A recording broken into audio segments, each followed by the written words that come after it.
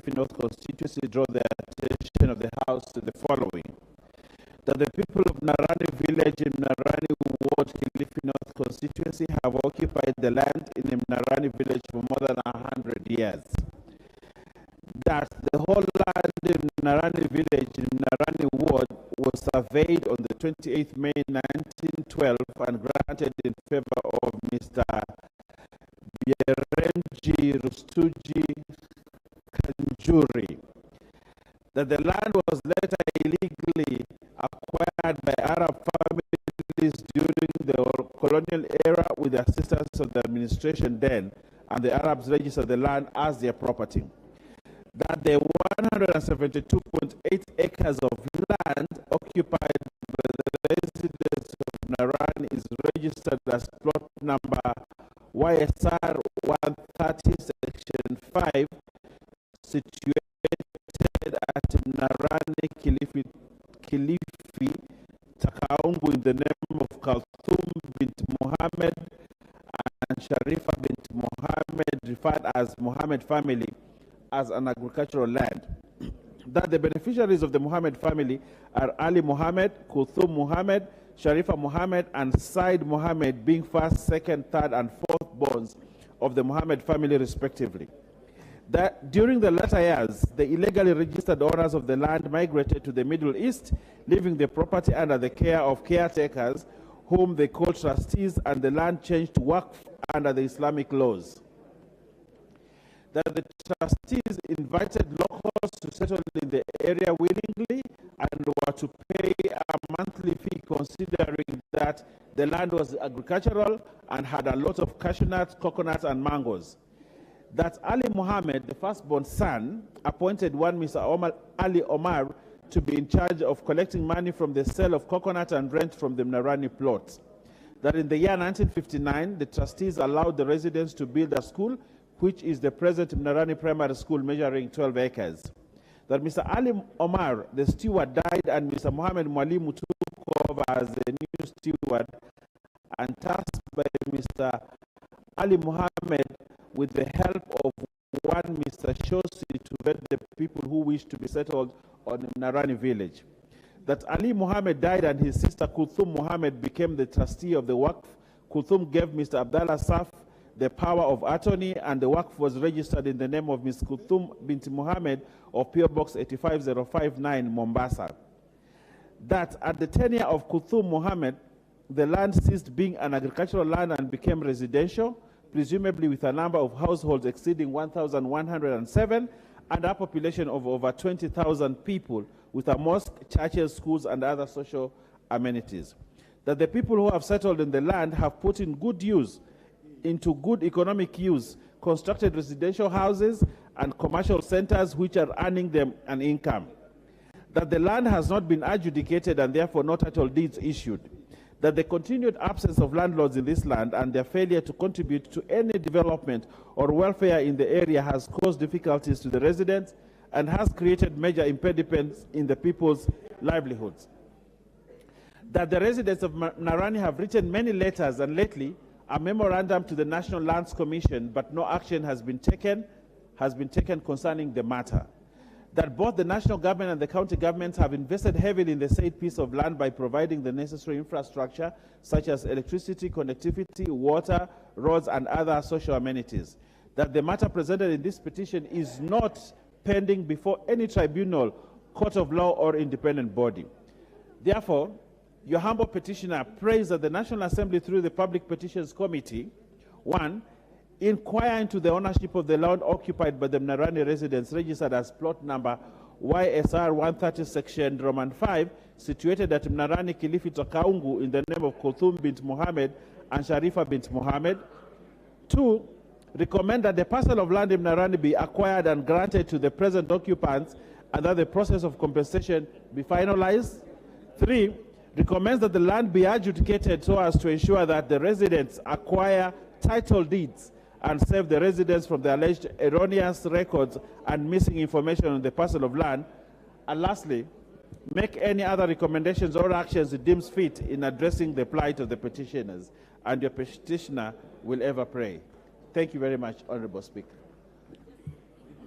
Honorable members, in accordance with the provision of Standing 226, members who are interested in making comments, observations, or clarifications in relation to that petition, you may go to intervention.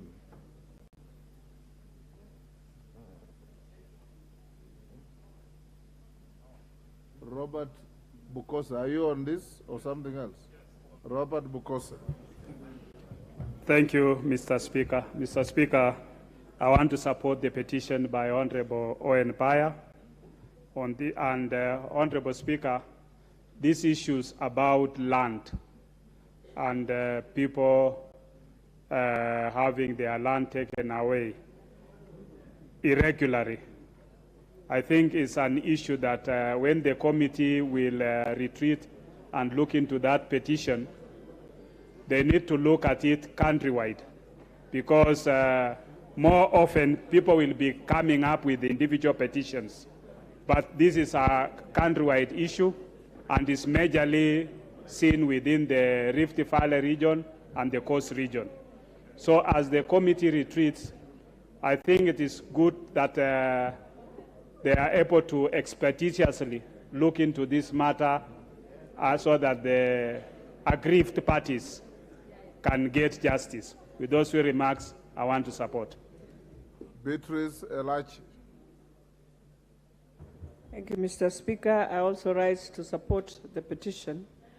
And Mr. Speaker, just to say, as the petitioner is questioning, indeed, you'll find even in Nairobi, Mr. Speaker, while we look at it countrywide, there are families right now who are wondering what just happened into their piece of land, wherever they are. And it has been already subdivided. You go to surveyor, everything is done, and this family is just left now wondering completely what happened. So as you look at it across the country, but also we need to know what is happening at survey, where you just come and you subdivide everything and you give in titles while the owners of the main piece of land do not even know what is happening. So I support, and I'm hoping that it is something that will be done across the country. Thank you, Mr. Speaker. Geoffrey Ruku.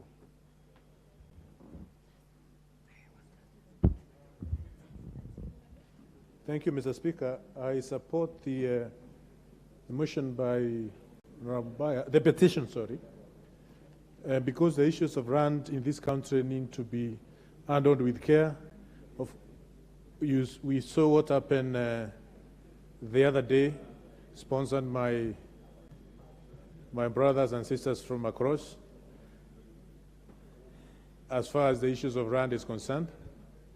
I think the people of Coast, and particularly Honorable Baya's constituency, they have the right within the Constitution to ensure their matters is well considered within the law.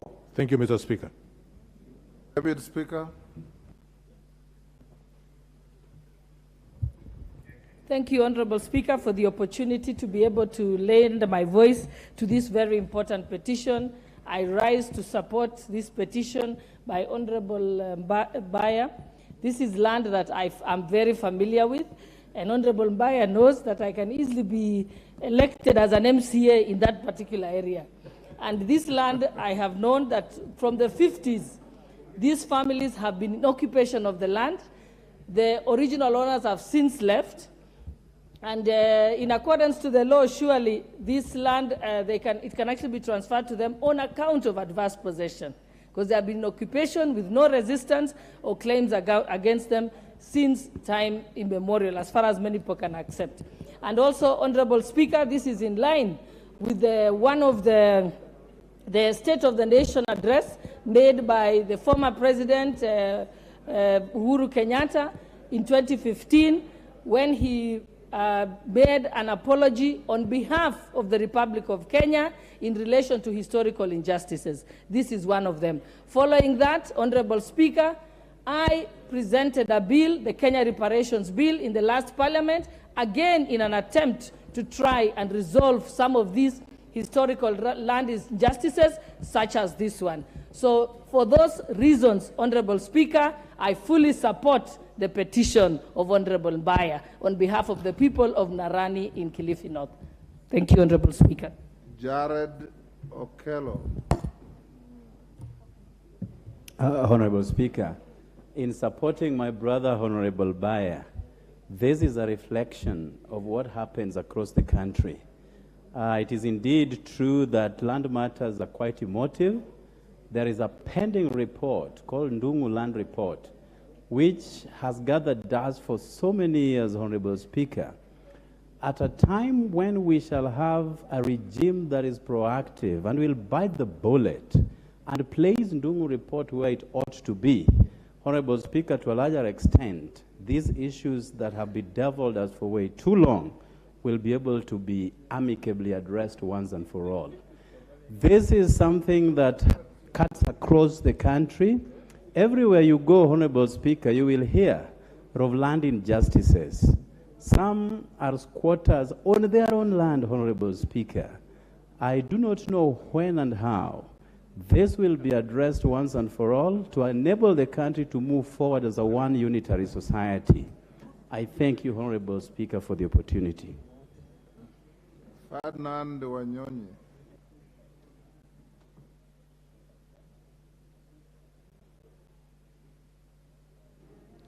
Thank you very much, the Speaker. I just want to take this opportunity and say this is an eye-opener for various cases in this country. In my own area, the Speaker, we have similar problems, and therefore the Department of Lands, I want you to take it very, very serious so that I can be able to, once and for all, be able to at least solve these problems once and for all, because we have a lot of busybodies around. You'll find that land is actually changing hands. In 5 years, almost 4 or 5 owners of this kind of businesses. The Speaker, I want the Department of Lands to take this very seriously so I can be able to sort out this problem once and for all. So I want to ask Mbaya, I think, even the Minister for Lands to come here to be able to explain some of these things, because this is very common. It's not only your place, very common even in my own area. Your people own land, and there are busybodies around. So I support this petition, and look forward to having a solution once and for all for this country. Thank you. Robert Mbui. Thank you, Mr. Speaker. Mr. Speaker, I also rise to support the petition by the Honorable Mbaya on this Munarani land petition. And Mr. Speaker, the issue of land are very, very emotive. In fact, it's one of those things that every time we have an issue to do with land, chances are that someone might even lose their lives in the process, because this is many times a matter of life and death. And so the issue of ownership of land needs to be addressed historically, because, you know, at the beginning, land didn't belong to any individuals. And so when people started acquiring parcels of land, all the way up to now, it's important that we look at the history of how that happened. And Mr. Speaker, nobody is safe from the people who want to grab land. Recently, we saw two former heads of state.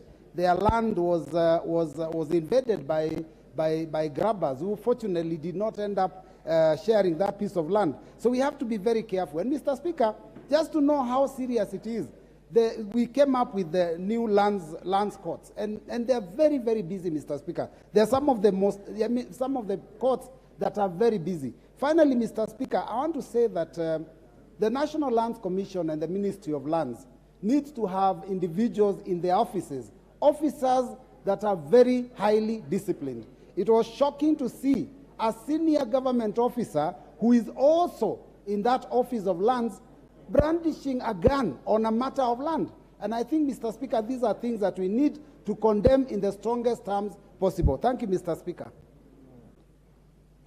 Anthony Oluoch.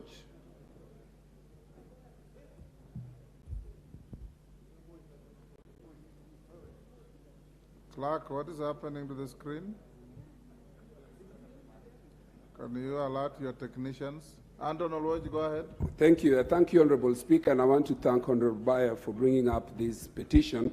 As the committee looks at this petition, I think they need to broadly look at it in terms of what the Constitution also provides.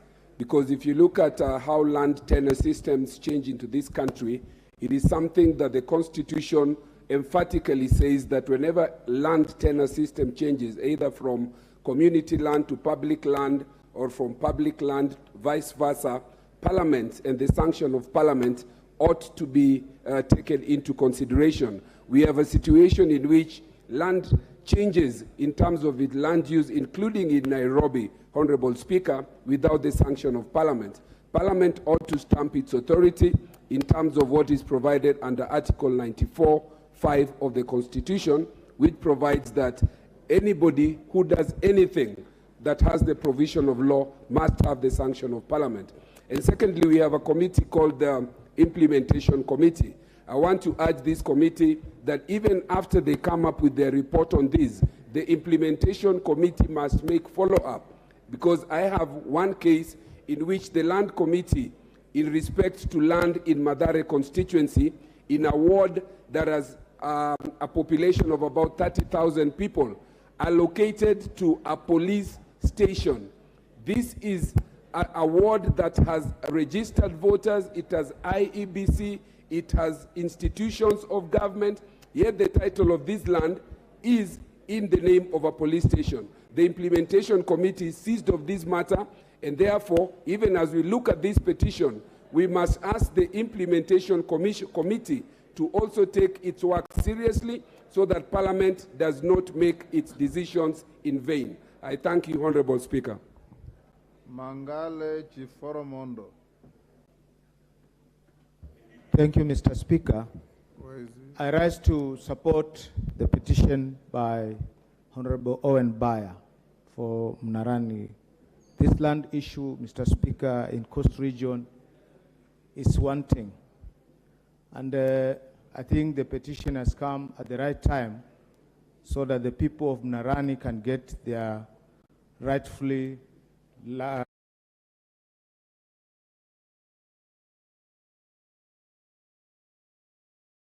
explained by the mover.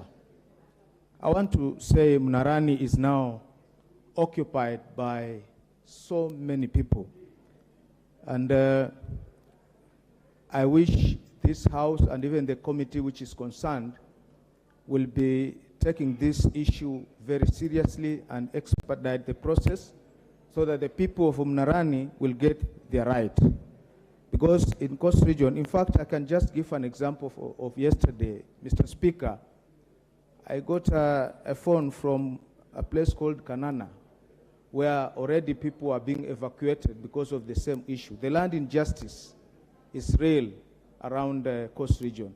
Now, this is the time that, Mr. Speaker, we put our foot down so that the people of Coast and even Kenya at large, they actually get what is rightfully theirs. Thank you, Mr. Speaker, for this chance. Mbunge wa Mandera West, Adan Haji. Thank you, Mr. Speaker, for giving me this opportunity. I also stand to support the petition by Honorable Owen Baya. This issue of absent landlords who are there, who came with the British and were given the African land, and after independence they could not survive here. They went back and they left nobody, or the people they left could not maintain that land. When the indigenous people claim those lands and they are being told they are squatters, I think this is very unfortunate, and therefore I will request the concerned committee to look this in depth. It's not only Kilifi, that's what is on the table now, but many parts of this country, the same problems are there. I therefore support the petition of Honorable Owen Baya. Thank you. Charles Ngusia.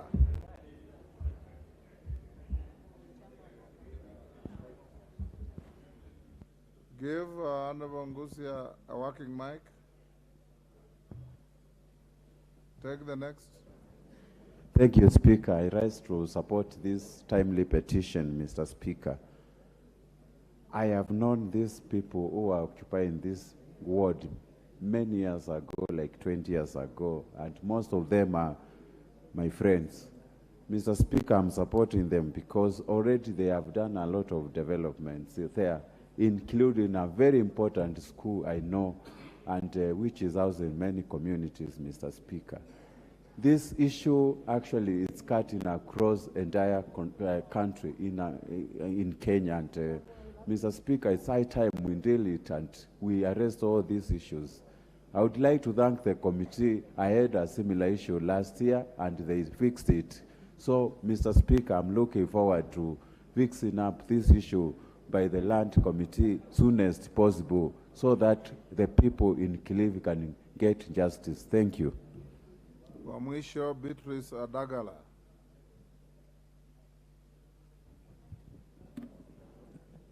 Yes, thank you, Mr. Speaker. I want to support this petition by Honorable Baya concerning land issues. Mr. Speaker, sir, land issues is an emotive issue because we've had several places whereby people have been displaced out of their land, and the Kilifi issue has been there. I think, Mr. Speaker, sir, this issue should be looked into, and even other areas. There are several areas, even from where I come from, in around Hamisi, Kwawosa area, those people have not received their title deeds. Therefore, this petition, I'm supporting it, and also other areas like Maseno and other places in this country, Mr. Speaker. The issue should be looked into and be solved once for all, so that Kenyans should not be squatters in their own land. Thank you, Mr. Speaker, sir. I support the petition. Thank you. Order, honorable members, take your seats. Honorable Machele, take your seat. Honorable members, allow me to recognize the following schools before I go back to order number 2. Namanga Mountain View Academy, Kajiado Central from Kajiado. They are all in the public gallery. Kangaru Girls School, Manyata, Embu. Legacy High School, Embakasi East, Nairobi. Josana Day School, Embakasi North, Nairobi. Ngoto Boys High School, Makueni. On my behalf and on your behalf, I welcome all the students and their teachers to the House of Parliament. Honorable members, I go back to order number 2. There's a short communication on the appointment of members of Parliament to present the majority party in the bipartisan engagements in Parliament. Honorable members, as you are aware, His Excellency the President of the Republic of Kenya and Commander-in-Chief of the Defense Forces, the Honorable William Samoei Ruto CGH, who is also the party leader of the Kenya Kwanza Alliance, and the former Prime Minister and the party leader of the Azimio la Umoja One Kenya Coalition, the Right Honorable Raila Odinga, have proposed bipartisan engagements in Parliament on a number of issues aimed at accommodating the concerns of the minority coalition within the parameters of the Constitution and the law. In furtherance of these discussions, I wish to inform you that I've received a letter dated 13th April 2023 from the leader of the majority party of the National Assembly, the Honorable Kimani Ichung'wah MP, appointing 7 members of Parliament representing the Kenya Kwanza Alliance to be part of the team that shall spearhead and facilitate the bipartisan engagements. The letter is co-signed by the Senate Majority Leader, the Honorable Senator Aaron Cheriot MP. Honorable members, the 7 members of Parliament appointed by the Majority Party are as follows: the Honorable Adan Kenyan CBS MP, the Honorable George Murugara MP, the Honorable Mwengi Mutuse MP, the Honorable Lydia Haika MP, Senator Esther Okenyuri MP, Senator Dr. Boni Khalwale MP, and Senator Hilary Sigei MP. Honorable members, attached to the letter forwarding the 7 names is the draft of a motion proposing the establishment of a joint select committee and whose mandate includes the following: facilitating a bipartisan engagement in Parliament on the reconstitution of the selection panel on the recruitment of chairperson and members of the Independent Electoral and Boundaries Commission, recommending legal, policy, and institutional reforms to strengthen the IEBC, collecting views from stakeholders on proposals to enhance inclusivity and bipartisanship in the electoral structure in the country, developing and recommending appropriate mechanisms for the reorganization of the electoral system, on the basis of the findings and recommendations of the Joint Committee, preparing a report and a draft bill or draft bills for consideration by Parliament. Honorable members, it is, however, worth noting that I'm yet to formally receive the names of the members representing the minority coalition in Parliament and the draft text of the motion as proposed by the minority party. As you may be aware, honorable members, parliamentary practice requires that a motion of this nature be presented to the House upon negotiations and agreement between the majority and minority coalitions, so that what is finally presented to the House is harmonized by partisan motion. Honorable members, in the light of the foregoing, I hereby instruct the Clerk of the National Assembly to forward the proposed motion to the leadership of the minority party in Parliament, seeking their concurrence. Honorable members, the Speaker of the Senate and I have also consulted and agreed that there is need to achieve bipartisan and bicameral consensus on this matter. Consequently, the Speakers of the Houses of Parliament request the leaders of the majority and minority coalitions in the Houses to consult and present to the Speakers a harmonized version of the proposed motion for placement before the Houses of Parliament at the earliest available opportunity. This shall set the stage for the commencement of the bipartisan engagements in Parliament. Honorable members, as I conclude, allow me to urge all members of Parliament to uphold the tenets of the Constitution, respect the process, and undertake their engagements with utmost good faith, collegiality, and on the basis of consultation, cooperation, and mutual reciprocity. Indeed, this will be in keeping with the motto of our Parliament, which is for the welfare of society and the just government of the people. I thank you.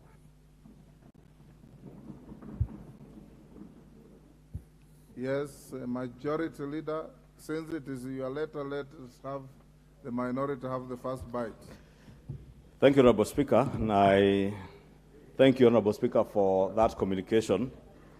And Honorable Speaker, as you have indicated, we as leaders have a duty to resolve all issues that are of concern to the people that we represent, Honorable Speaker.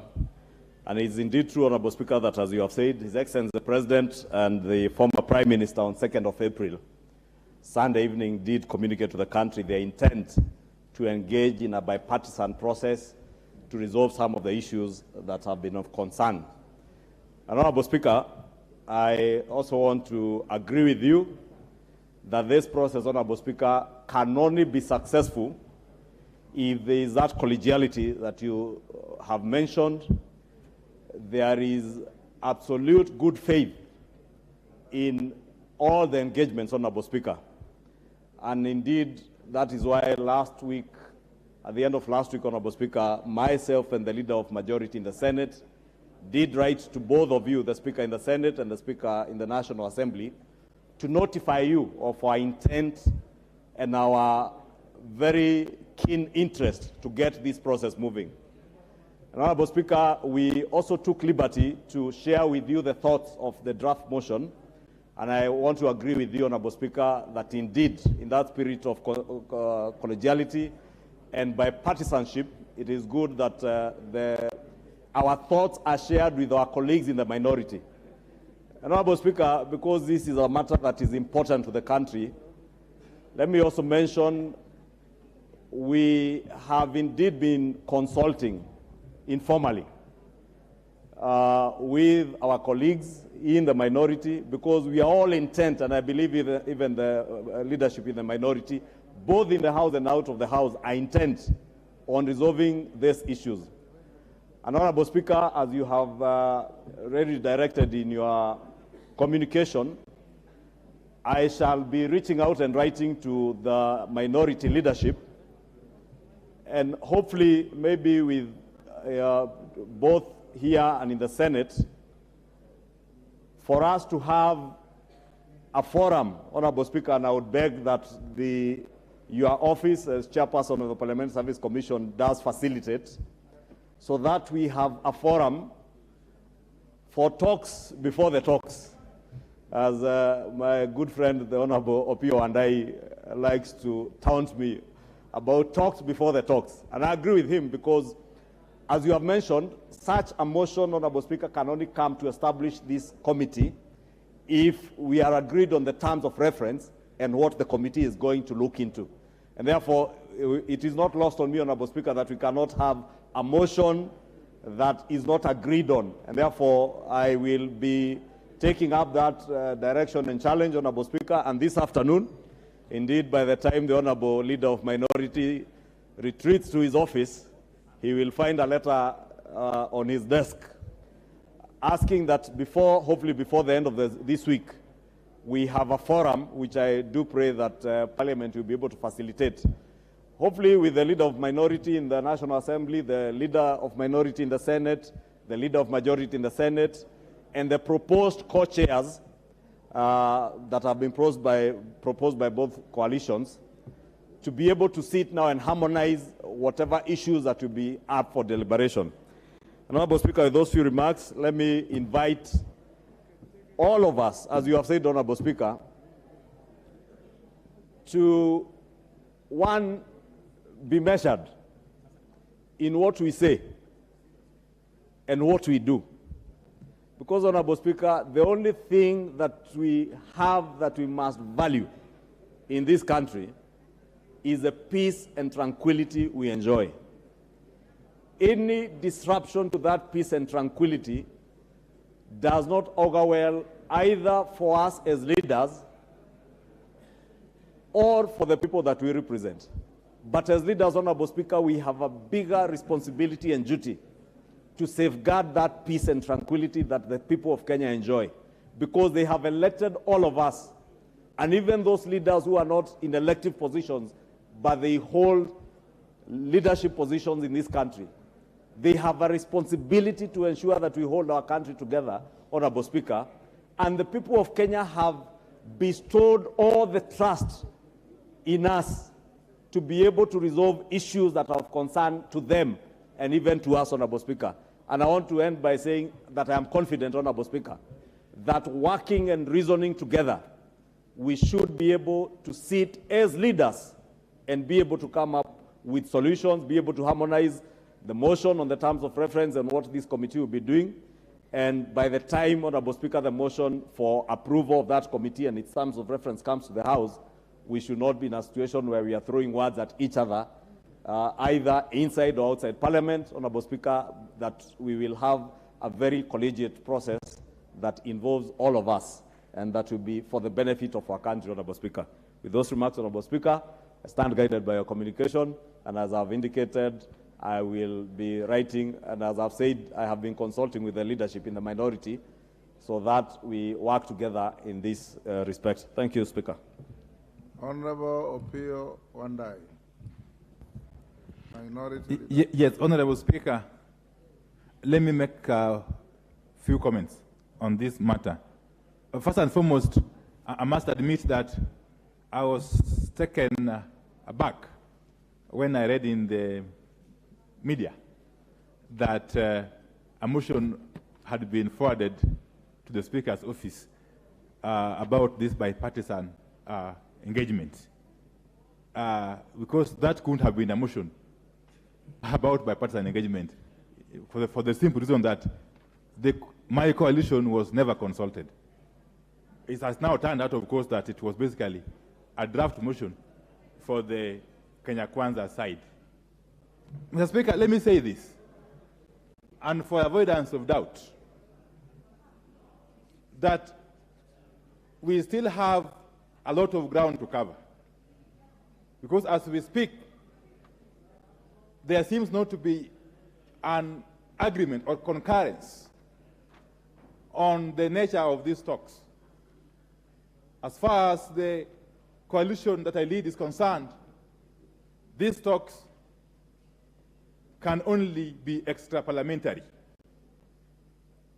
Two, as I've said time and again, before any motion can be brought before this House to set up or to set off this process of bipartisan engagement, there have to be talks about the talks. And I'm happy that my friend, the Honorable Kimani Ichung'wah, has acceded to that. Mr. Speaker, the reason why we need talks about the talks is that first and foremost, that bipartisan committee must have clear terms of reference, must have clear mandate. Secondly, it must have clear time frame within which to accomplish its task. But more importantly, it must have clear mechanisms. Clear mechanisms have to be established for implementing whatever resolutions that committee may come up with. So that is the essence of talks about the talks. And those talks have to be as inclusive as possible, as I've always said. And therefore, without preempting anything else, our position is that we are ready and willing to engage in these talks, as long as they are as inclusive as possible and they are not confined to Parliament. Two is that my coalition reaffirms its commitment to the spirit of dialogue, as a way of resolving the problem that we currently face as a country. Because we are facing serious problems in this country as we speak. And it behoves us, the leadership, regardless of our political affiliation, to be in the forefront of trying to address those problems. And that bipartisan process is one such way, Mr. Speaker. And therefore, as long as the Kenya Kwanza coalition demonstrates utmost good faith, demonstrates political will, and comes forward with open hands and open hearts, we are going to engage. But any slightest indication of lack of good faith or lack of goodwill, we shall go back to the people. Thank you, Mr. Speaker. Thank you, honorable members. It is not my desire to open further debate on this. I think you have heard your leaders. They have a very serious legal and moral duty to this House and this country to sit together, avoid unhelpful brinkmanship, and bring to the House something in furtherance of the wishes of the two leaders, the President and the former Prime Minister. So Kimani Ichung'wah and Wandai, we encourage you not to play to any gallery, but to do what you are expected to do as leaders, to support the process. Honorable members, allow me to acknowledge in the Speaker's gallery two visitors from the National Assembly of Zambia, Mrs. Mambwe Kaoma, Senior Legal Officer, and Mr. Stanley Banda, Legal Officer. The delegation, which is drawn from the Legal Services Department of the National Assembly of Zambia, is in the country on a benchmarking study to our parliament, specifically to share best practices On my behalf and on your behalf, I welcome the two visitors to the country and Parliament. Next order.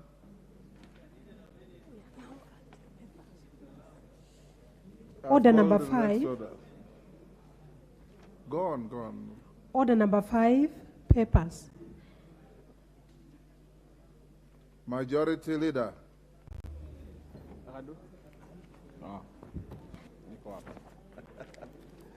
Honorable Speaker, I thank you. And Honorable Speaker, I beg to lay the following papers on the table of the House today, Tuesday, April 18th, 2023. 1. African Union Convention on Cross-Border Cooperation, Niamey Convention and Explanatory Memorandum from the Ministry of Foreign and Diaspora Affairs. And 2. Convention on the means of prohibiting and preventing the illicit import, export, and transfer of ownership of cultural property and explanatory memorandum from the Ministry of Foreign and Diaspora Affairs. Annual report and financial statements of for Tom Mboya University for the year ended June 30th, 2022. Elections Monitoring and Observation Report 2022 from the Office of the Ombudsman, the Commission on Administrative Justice. 5. Reports of the Auditor General of Financial Statements in respect of the following institutions for the year ended 30th June 2022. 1. Petroleum Trading Levy Fund, State Department for Transport, Commission on Revenue Allocation Staff Mortgage Scheme Fund, Receiver of Revenue, Recurrent National Treasury, Provident Fund, National Treasury, Revenue Statements of the Pensions Department, National Treasury, Kenya Local Loan Support Fund, National Treasury, Consolidated Fund Services, Subscriptions to International Organizations, National Treasury, Statement of Outstanding Obligations Guaranteed by Government of Kenya, National Treasury, Asian Officers Family Pensions Fund, National Treasury, Salaries and Remuneration Commission, Revenue Statements, the Judiciary, Commission on Revenue Allocation, Gulf Hotel Limited, Kenya Accreditation Service, National Government Affirmative Action Fund, Ministry of Lands and Physical Planning, State Department for Shipping and Maritime, Kenya Shipyards Limited, State Department for Culture and Heritage, Health Sector Support Project, Medical Supplies Authority, KEMSA, Aquaculture Business Development Program, State Department for Fisheries, Aquaculture and Blue Economy, State Department for Implementation of Curriculum Reforms, Kenya Energy Sector Environment and Social Responsibility Program Fund, Ministry of Energy, State Department for Early Learning and Basic Education, and finally, National Gender and Equality Commission. Honorable Speaker, I beg to lay. Thank you. Chairperson, East African Parliamentary Alliance on Food Security and Nutrition, Caucus. Mr. Speaker, sir, I beg to lay the following paper on the table of the House today, Tuesday, the 18th of April, 2023. The report of the 4th General Assembly of the Eastern African Parliamentary Alliance on Food Security and Nutrition, held in Kigali, Rwanda, on 7th and 9th of December, 2022. I hereby lay this report, Mr. Speaker, sir. Thank you. Thank you. Chairperson, Departmental Committee on Justice and Legal Affairs. Thank you, Mr. Speaker. Mr. Speaker, allow me to lay the following paper on the table of the House today, Tuesday, 18th April 2023. Report of the Departmental Committee on Justice and Legal Affairs on its vetting of a nominee for the appointment as the chairperson of the Ethics and Anti-Corruption Commission, EACC. Thank you, Mr. Speaker. Thank you. Next order. Order number 6, notices of motion.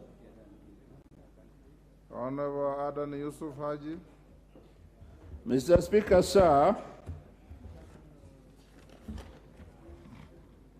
I hereby move notice of motion as the chairman of the Eastern African Parliamentary Alliance on Food Security and Nutrition, the report of the 4th General Assembly of the Eastern African Parliamentary Alliance on food security and nutrition. Mr. Speaker, sir, I beg to give notice of the following motion, that the House notes the report of the Kenyan delegation on the 4th General Assembly of the Eastern African Parliamentary Alliance on food security and nutrition, which was held in Kigali, Rwanda, on 7th and 9th of December 2022, laid on the table of the House on Tuesday, 18th April 2023. Thank you. Thank you. Murugara. Honorable Murugara. Yes. Thank you, Mr. Speaker. Mr. Speaker, I beg to give notice of the following motion, that taking into consideration the findings of the Departmental Committee on Justice and Legal Affairs in its report on the vetting of a nominee for the appointment as the chairperson of the Ethics and Anti-Corruption Commission laid on the table of the House on Tuesday, 18th April 2023, and pursuant to the provisions of Article 252B of the Constitution, Section 10(3) of the Ethics and Anti-Corruption Commission Act 2011, as read together with the Section 8(2) of the Public Appointments Parliamentary Approval Act 2011, this House approves the appointment of Dr. David Adang Oginde as the chairperson of the Ethics and Anti-Corruption Commission. Thank you, Mr. Speaker. Thank you. Member for Butere. And our members have given leave to the member for Butere to give notice on a motion of adjournment.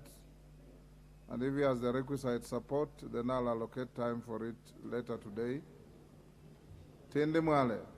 Thank you, Mr. Speaker. Mr. Speaker, I rise to give notice of adjournment of the House under Standing Order number 33, subsection 1, to discuss the mysterious disease outbreak in schools in the country. Honorable Speaker, pursuant to Standing Order number 33, subsection 1, I rise to seek leave for adjournment of the House in order to discuss a definite matter of urgent national importance regarding the mysterious death outbreaks in schools. Honorable Speaker, in February 2023, 4 students of Moi Girls Secondary School in Mandera County were hospitalized with suspected cholera symptoms. In March 2023, about 90 students from Upper Hill School, Nairobi City County, were diagnosed for cholera, with about 16 being hospitalized. In April 2023, Mukuuni Boys High School in Chuka, Tharaka Nithi County, was also closed until the following term due to a suspected outbreak of cholera at the learning facility. The most recent case in April was a mysterious disease outbreak at Mukumu Girls High School, where a teacher and 3 students succumbed while receiving treatment at the Life Care Specialty Hospital and Kakamega County Referral Hospital, respectively. The autopsies revealed that the victims passed on as a result of typhoid-like symptoms and multi-organ failure. From the foregoing, the school was closed indefinitely on 10th April 2023 after 500 other students were said to be infected. Butere Boys High School was also closed recently following the outbreak of an unknown disease. Honorable Speaker, it is also concerning that the Ministry of Health is yet to release findings from the samples taken from the schools. In addition to this, the Ministry of Education and Teacher Service Commission has not issued any statement whatsoever in this regard. So it is unclear what steps are being taken to address the serious issues.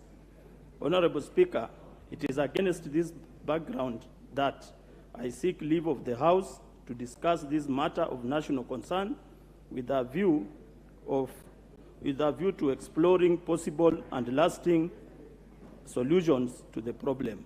Thank you, Honorable Speaker. Do you have supporters for your motion? Yes, I have members. Thank you. The support is overwhelming. I will allocate you time from 5 p.m. this afternoon to move your motion. Thank you. Members, you may take your seats.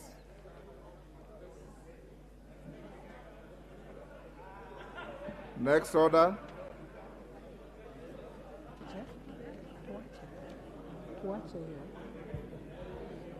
Order number 7, questions and statements. Honorable Chepkonga, statement.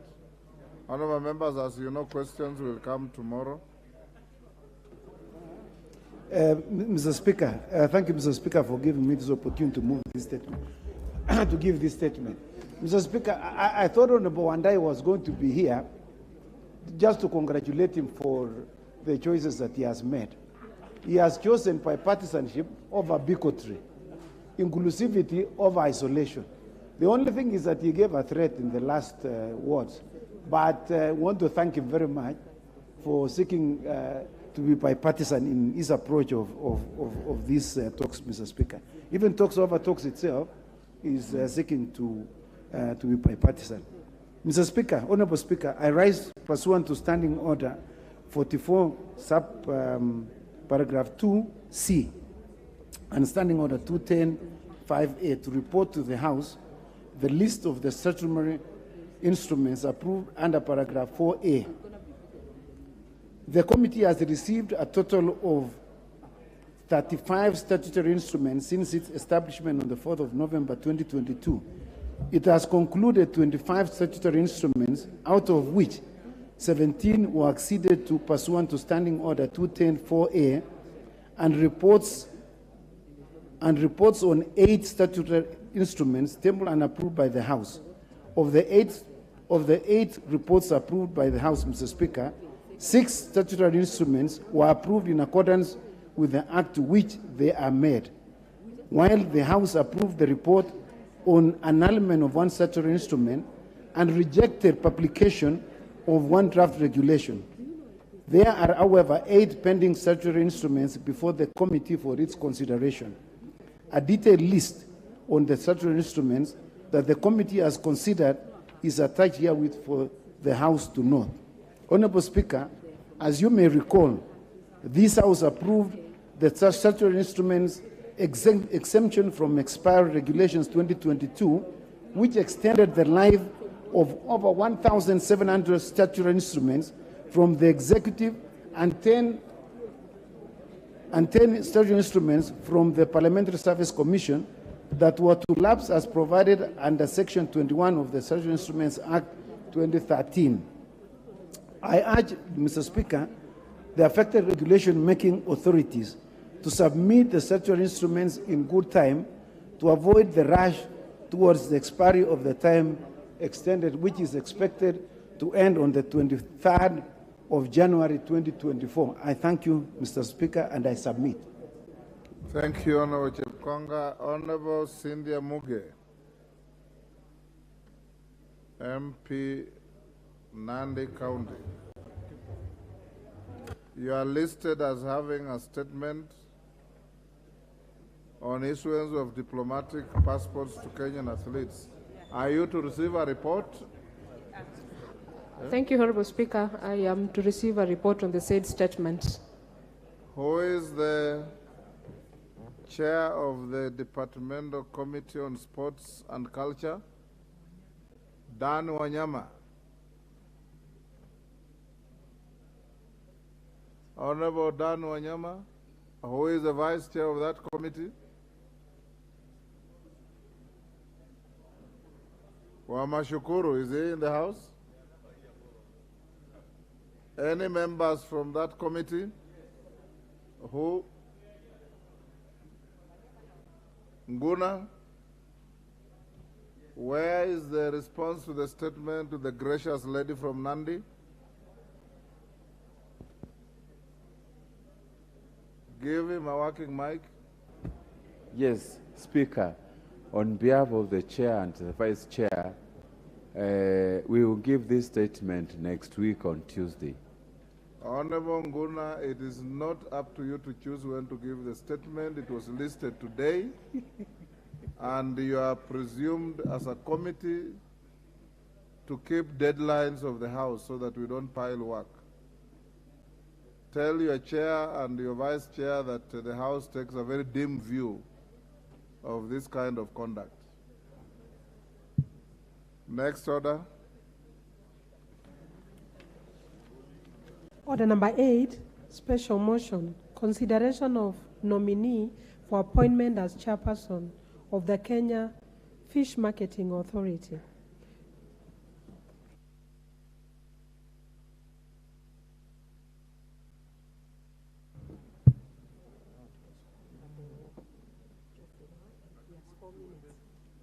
Honorable Geoffrey Mwangi. Is he still here? You have 4 minutes, Mheshimiwa, to finish your contribution. Thank you, Mr. Speaker. I will continue from where I left. And I started by saying that I fully support the appointment of Mr. Martin Ogindo as the chair of the Kenya Fish Marketing Authority. Mr. Speaker, I was at the point where I was saying that due to matters climate change, the whole world is rethinking the sources of protein. And Mr. Speaker, scientists tell us that to produce 1 kilogram of beef, it takes about 98.48 kilograms of carbon emissions. And the other known sources of protein that we use in this country, such as chicken and even mutton, fare no better when it comes to their contribution to carbon emissions. And so, Mr. Speaker, the only remaining and viable sources of protein that are climate change compliant are things like fish. And so we would urge the Kenya Fish Marketing Authority to actively promote the consumption of fish in this country so that we can also deal with matters of climate change. Mr. Speaker, in my own constituency of Tetu, we had a stimulus program whereby we invested quite a bit as far as fish ponds are concerned. And unfortunately, Madam Speaker, this program came to a halt because of inadequate funding and because of inadequate support. And I would urge the government to revamp the aquaculture project, especially in inland counties, because a lot of the work that goes on as far as promotion of fish farming is concerned happens either at the coast or around the big water bodies. So I would urge, Madam Speaker, that we marshal support to ensure that we can revive fish farming. In addition, in my own constituency, out of this stimulus program, we had a fish factory. But unfortunately, this investment is now rotting away because there is no fish being supplied. So we urge the Kenya Fish Marketing Authority to work with speed and ensure that we can start reviving the whole aspect of fish farming so that these factories can be activated again for purposes of job creation and even for purposes of ensuring that we have alternative sources of protein, especially animal protein, for our people. Madam Speaker, I would like to end there, and I support with my wholeheartedly the appointment of the chair of the KFMA. Thank you, Madam Speaker. Honorable members, I wish to recognize the presence of Maliku Girls School from Kitui Rural Constituency, Kitui County, seated in the public gallery. I think Honorable Member for Mukurueni, Honorable John Kakusha, I think you had not completed your time last time. Thank you. Honorable Speaker, I want to thank you very much for giving me this opportunity.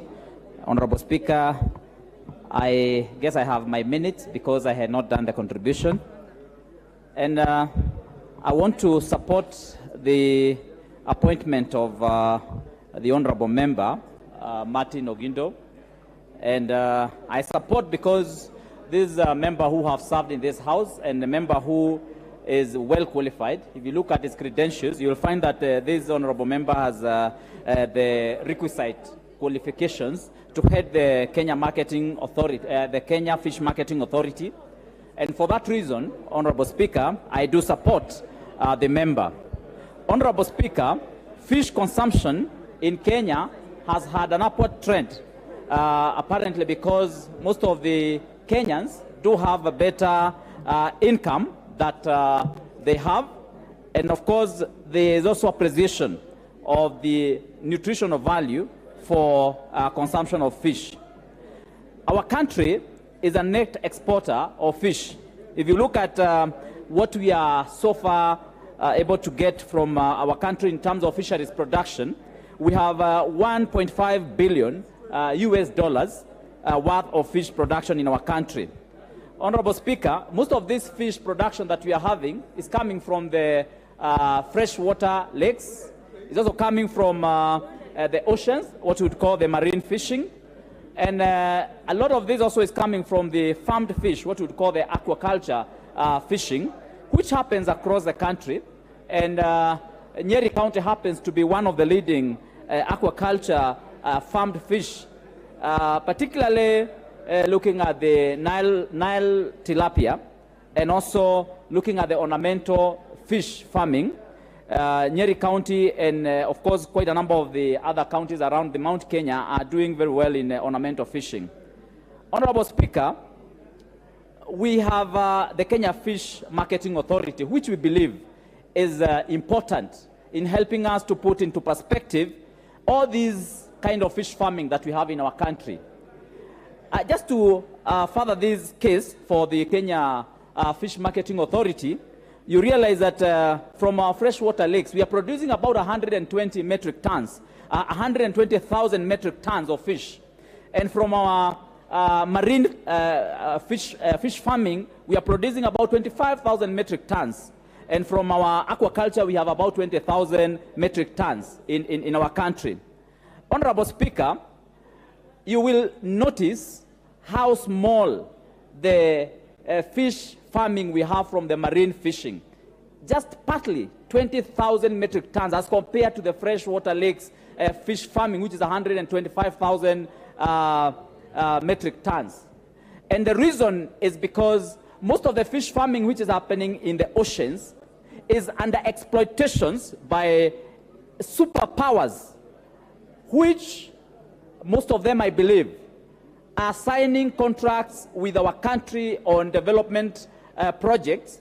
And over and above that, as they sign those contracts, as they sign the loan contracts, they also sign a contract which helps them to exploit our fisheries resources in this country. So you find that the fish farming which is happening in the marine waters, and this is concentrating much more with high value fish, like tuna fish, like salmon, like the red snapper. Most of these fish, Honorable Speaker, you'll find that it's being exploited by the superpowers, other than our country, which would be able to get good foreign exchange from that fish farming.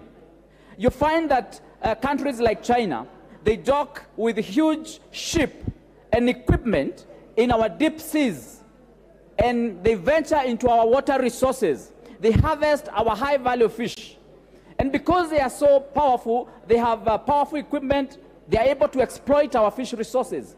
They process this fish within their vessels, and they package our fish, and they export this fish.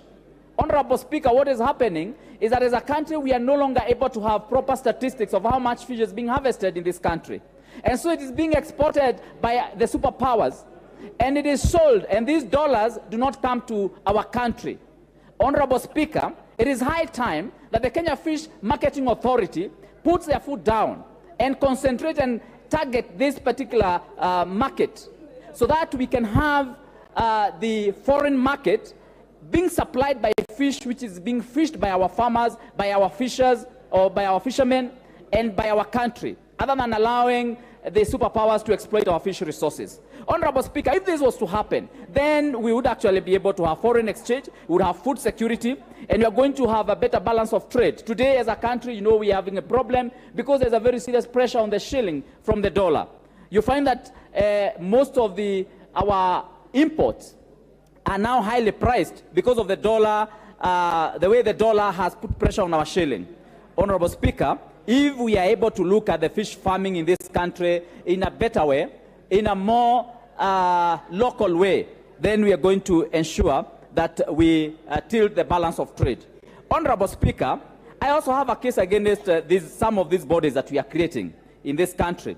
You realize that we have so many bodies that are dealing with the fish farming in Kenya, and it's also high time that we also looked at our budget and asked ourselves as a country, now that as a country we have so much resources going to recurrent expenditure in the country and so little money going to development, is it sustainable that we keep creating bodies and bodies after a body in this country?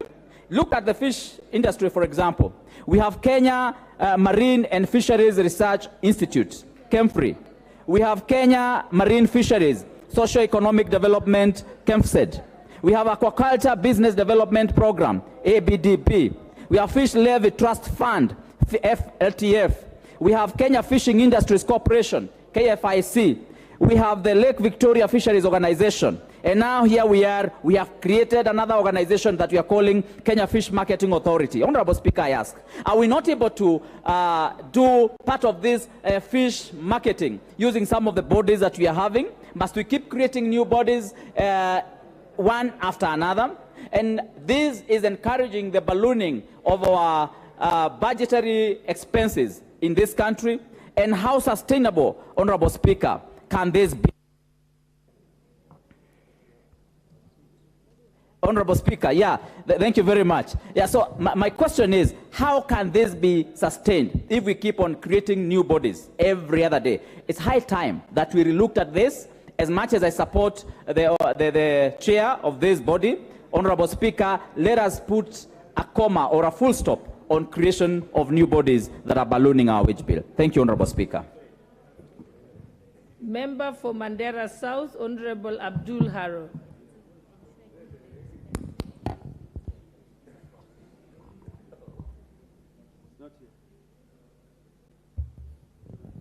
He doesn't seem to be in, but his card is there. The Honorable Member for Alego Usonga, the Honorable Samuel Atandi. Thank you, Madam Speaker, for the opportunity to speak on this motion. Madam Speaker, Fish Marketing Authority is a very important authority for the fishing sector. Unfortunately, it has no role because Kenya produces about 400,000 tons of fish against the consumption. Our consumption of fish is about 600,000 tons. So basically, the marketing authority has no role because we don't have any fish to market. But I want to support the appointment of Mr. Ogindo because we have a culture in this House that we do not oppose our former colleagues who are given jobs. So that is the only condition I want to support this appointment of Ogindo. I think he is a person who is capable of performing in this responsibility. Unfortunately, he is consumed in the politics of political parties. I want to urge him from this floor that once he's given this job, he needs to desist from playing party politics in the region. Let him focus on this responsibility. Madam Speaker, what I want also to say is that for the benefit of this House, that I'm sponsoring a bill to introduce excise tax on imported fish. Madam Speaker, this is very important because whereas we have all these authorities and bodies that are supposed to help us in making fishing sector a profitable sector in this country, this is not happening because we are not investing a lot of resources in the fishing sector. So, Madam Speaker, I'm intending to introduce this bill in the upcoming finance bill, and I want to urge the members of this House to support me so that we can be able to tax this imported fish which is coming all over from China and all these countries. We don't need to import fish, Madam Speaker. The fishing sector is very profitable, And it is a sector that can help this country to, first of all, create jobs and also to help us in balancing the foreign exchange. Right now, we have a problem of dollars, and this is because everything is imported, even including things that we can produce. So I would like to urge the House that when my tax proposals come before this House, please support me so that, first of all, we will be able to raise more taxes from the fish imports, but more fundamentally, we need to invest more resources on the fishing industry so that we can create more jobs and make the sector profitable. Thank you, Madam Speaker. The Honourable Member for Bureti, Honourable Kibet Kimingoi.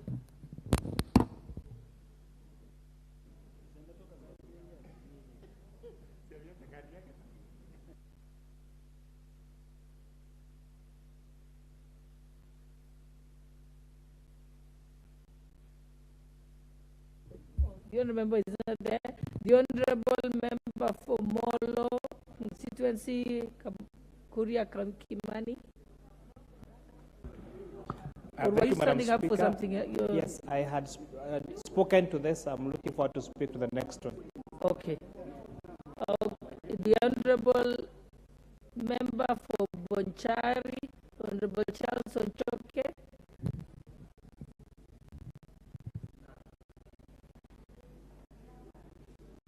Okay. The Honourable Member for Seme, Honourable James Nyikal.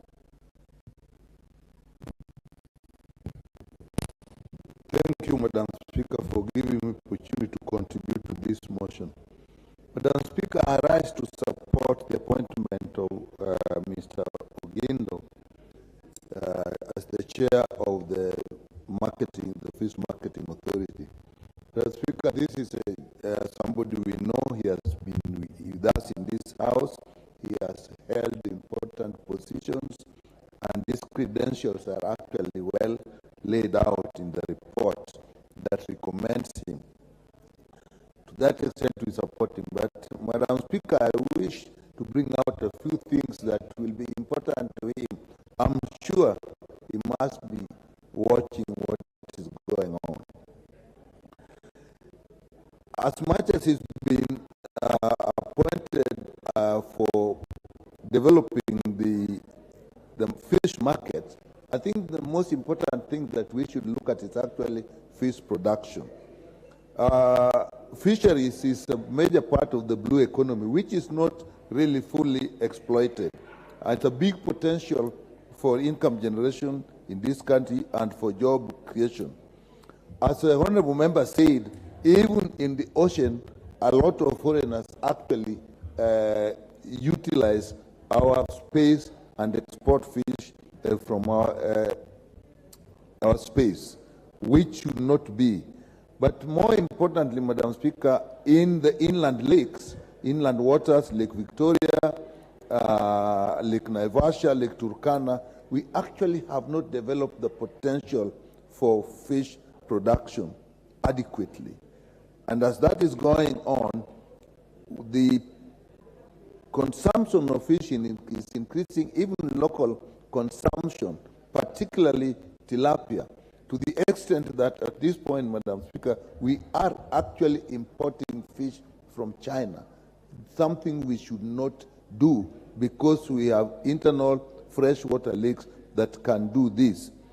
And the fish production is dwindling, the fish catch is dwindling for several reasons, one of them being increased consumption, but also the fishing methods that we use. In the inland lakes, we are actually using old methods, some of which are actually illegal. We have not developed adequately, although in some places it has taken place, modern fish production method, fish farming in ponds, fish farming in cages. I think this is something we should look at. Maybe if we develop the market, that will actually create a boost for production. But I think the biggest area is production. And this is because in the management of our fisheries, I believe, as a member said, we have established very many bodies, but they have not been harmonized. So we are actually not getting the benefit of these bodies that are developed. some are national bodies, some are county bodies, and they are not really working well. You find that you have fisheries department dealing with fisheries, you have county fisheries department, you have Coast Guard, which is both a security organ and also being used in regulation of the fishing industry, particularly along the lake. And therefore, you find there are duplications, some of which actually hinder fish production and interfere with the fishermen that are trying to make a mega living with methods that are actually old-fashioned. And therefore, you find in some cases there is double licensing. The fishermen will need to get a license from the local authority, and when the Coast Guard comes in, they're also required to have a license from the national government. And so what ends up is that there is no harmonized method of regulating this. Even the management of the beaches themselves, Madam Speaker, there is an issue. You have the beach management units that are actually authorized by law to manage the beaches. You have the Coast Guard that is actually policing this. You have the county fisheries officials that are also policing this. And that is making it extremely unproductive. Even within the internal waters, the fish landing structures at the beaches, the infrastructure is actually poor. And if you are going to export fish, it is important that the hygiene in these areas, the sanitation in these areas are actually brought up to date. That is part of the requirement. And these are places that actually people live as they are trying to increase fish production. And they don't have good sanitation, you don't have toilets, there is no access, there are no access roads, there is no water. So we find that the fishermen are actually struggling as if they are on their own. So, Madam Speaker, I know Honorable Gindo is up to this task, but I think he should actually concentrate to a large extent in developing infrastructure for fish production, particularly in the inland lakes, where I think the majority of our people will actually get out a good living, produce enough to sell, and enough. In fact, locally, it is even sometimes hard to get fish, and that's why the Chinese are actually selling fish. So with those, Madam Speaker, I support his appointment and call upon him to actually look at the development of the fish infrastructure in the inland lakes so that we support our people in fish production and we also create jobs and also create get foreign exchange for ourselves. With that, Madam Speaker, I support and thank you very much. The Honourable Member for Kericho County, Honourable Beatrice Kemei. It's not there. Oh. Thank you, Madam Speaker. And I spoke to the same last time, so, right, so I'm waiting for the next one. Thank you, Madam Speaker. Next is the Honourable Member for Dagoretti North, Beatrice Lachi, and we have, I think it'll be the last one, because I'll be calling upon the mover to reply. Thank you, Madam Speaker. I also rise to support the motion and to support the nominee, Honorable Martin Otieno Gindo. Madam Speaker, when you look at the fishery industry, and just supporting what the Honorable Kagushia has said, I think it is time also we harmonize some of the authorities that we have. Because when you bring most of them with the same mandate, they overlap each other, they compete on each other. It becomes now, instead of indeed increasing production, then now you find yourselves all the time in complaints and everyone running away from doing what they are supposed to do and leaving the jobs, assuming this other department will do, or this other authority will do, or this other team will do it. And that is what is hurting the industry. Madam Speaker, as much as I know many will agree that yes, we need to look at the fish coming from China, but Madam Speaker, we also need to ask ourselves, when we consume all our fish, do we have deficits? And if we have, then indeed we must allow, being a global world, a global village, to trade to each other. Because today it is fish, tomorrow the avocados will be there, and we need to ask ourselves also, as the fish comes in, Is it very cheap that this other fish is unable to move? And just the same way we have competition with the Ubers, with our own taxis, it's the same way we must have competition. But I agree we must protect those who do fishing farming, and we must ensure that anything that is needed as a government, that it has to be indeed those who are within the waters. How do we safeguard? How do we ensure they have better ways of doing also their trade? How do we ensure, Madam Speaker, we can dry our fish and also send it abroad and help those who are doing fishing to ensure that they are also able to receive what these other ones are receiving? I know we will find ourselves with our different fights even in Lake Victoria, but how do we help to ensure that those fights are not there? So that, and how do we help also? We have those who are doing fish in cages, which is also something that and I know we need now to support our real locals, because even the ones who do those cage fishing are the more advanced, are the same Chinese, are the same Indians who go to the lake and do it and then bring it to Thika and all these other places. How do we ensure everything is done and there is value-added addition? With those few remarks, Madam Speaker, I beg to support. Okay, we may now call upon the mover to reply.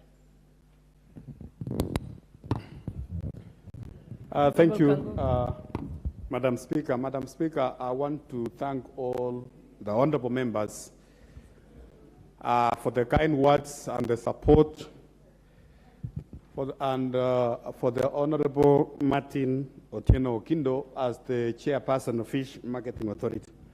Madam Speaker, I think the honorable members who have spoken about this motion, Madam Speaker, pointed out many issues affecting the fish farming, the fish marketing, and the fish exploration in the country. And Madam Speaker, generally, the blue economy sector in the country. Madam Speaker, this sector requires a lot of support. It's a new sector which requires a lot of resources to be exploited. But finally, Madam Speaker, it is also a sector with a lot of potential in terms of income, in terms of employment of our youth, and also in terms of foreign exchange. Madam Speaker, I don't want to take a lot of time. I want to take this opportunity again to thank honorable members and seek, Madam Speaker, the approval of the House for the appointment of the Honorable Martin Ogindo as the Chairperson of Kenya Fish and Marketing Authority. Thank you, Honorable Speaker.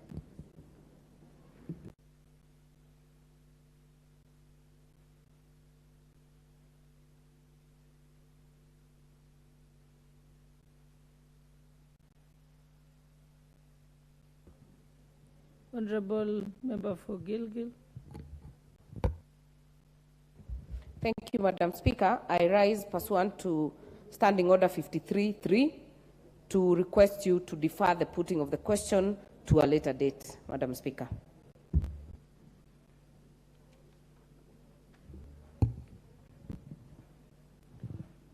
Honorable members.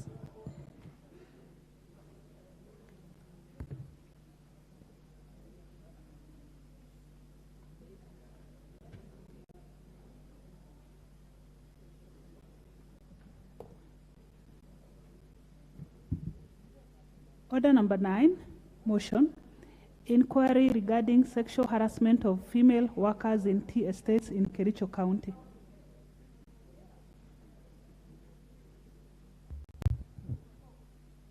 Honorable member. Yes, I can see you, Honorable Karemba. Yes, I can see you. Proceed. Thank you, Honorable Speaker. Honorable Speaker, the Honorable Beatrice Kemei, the County Member of Parliament for Kericho County, on 21st February 2023, sought a statement from the Chairperson, Departmental Committee on Labor, regarding sexual harassment of female workers in various tea estates in Kericho County. In the statement request, the member stated that female workers in the various tea estates in Kericho County lived... Honorable member, if you could kindly move the motion as it is in the order paper, then proceed to articulate it. Give him a copy. I beg to move that. You read all of it, then you copy. Okay. Honorable Speaker, I beg to move that this House adopts the report on the Departmental Committee on Labor on the inquiry regarding sexual harassment of female workers in tea estates in Kericho County, laid on the table of the House on Thursday, 23rd March 2023. Honorable Speaker, the Honorable Beatrice Kemei, Member of Parliament for Kericho County, on 21st February 2023, sought a statement from the Chairperson, Departmental Committee on Labor regarding sexual harassment of female workers in various tea estates in Kericho County. In the statement request, the member stated that the female workers in various tea estates in Kericho County lived and worked in deplorable working conditions and were victims of sexual abuse in the hands of their male bosses. An expose by BBC Africa documentary by the British Broadcasting Company BBC entitled Sex for Work, The True Cost of Our Tea was aired on 20th of February 2023, in which two companies, namely James Finlay Kenya and Ekatera Lipton Teas and Infusions, formerly Unilever, were reported as having witnessed incidences of sexual harassment and exploitation. In addition, several anonymous female featured in the documentary named 4 persons, male persons, 2 in each of the companies, named as the perpetrators of the acts. Following the requests for statement, the committee resolved to conduct an inquiry into the allegations of sexual abuse and table a report in the House with a view to having the report debated, adopted, and recommendations forwarded to the concerned agencies for implementation. This was besides facilitating the issuance of a response by the Cabinet Secretary for Labor and Social Protection for reporting to the House by the chairperson. The decision of the committee to conduct an inquiry into the matter was informed by Standing Order 216(5)(e), which mandates the departmental committees to investigate and inquire into all matters relating to the assigned ministries and departments as they may be deemed necessary and as may be referred to them by the House. So, Madam Speaker, the committee set its terms of reference for the inquiry as follows. 1, to establish if there is concrete information on the allegations of sexual harassment of female workers in the various tea estates in Kericho County. 2, to establish the measures the government is putting in place to protect the rights of female workers in these tea estates. Number 3, to establish the measures the government is putting to place to ensure these tea estates adhere to labor laws and implement policies on sexual harassment, to establish the status of investigations into the heinous act to ensure that culpable perpetrators are brought to book and justice is served. Madam Speaker, the committee carried out public participation in accordance with the requirements of the Article 118 of the Constitution of Kenya, 2010. The committee identified the following stakeholders whom it requested to make submissions on the matters under inquiry.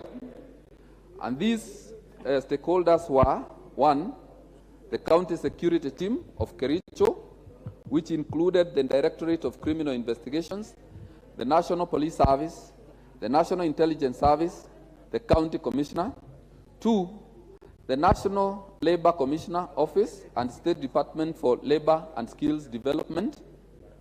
Number 3, the County Labor Officer, Kericho County. Number 4, the management of James Finlay Kenya Limited. Number 5, the management of Ekatera Lipton Teas and Infusions. Number 6, the shop stewards at James Finlay Kenya Limited. Number 7, the shop stewards, Ekatera Lipton Teas Infusions. Number 8, the Assistant General Secretary, Central Organization of Trade Unions, KOTU. Number 9, the branch secretaries, Kenya Plantation and Agricultural Workers Union of the counties of Kericho at Bomet.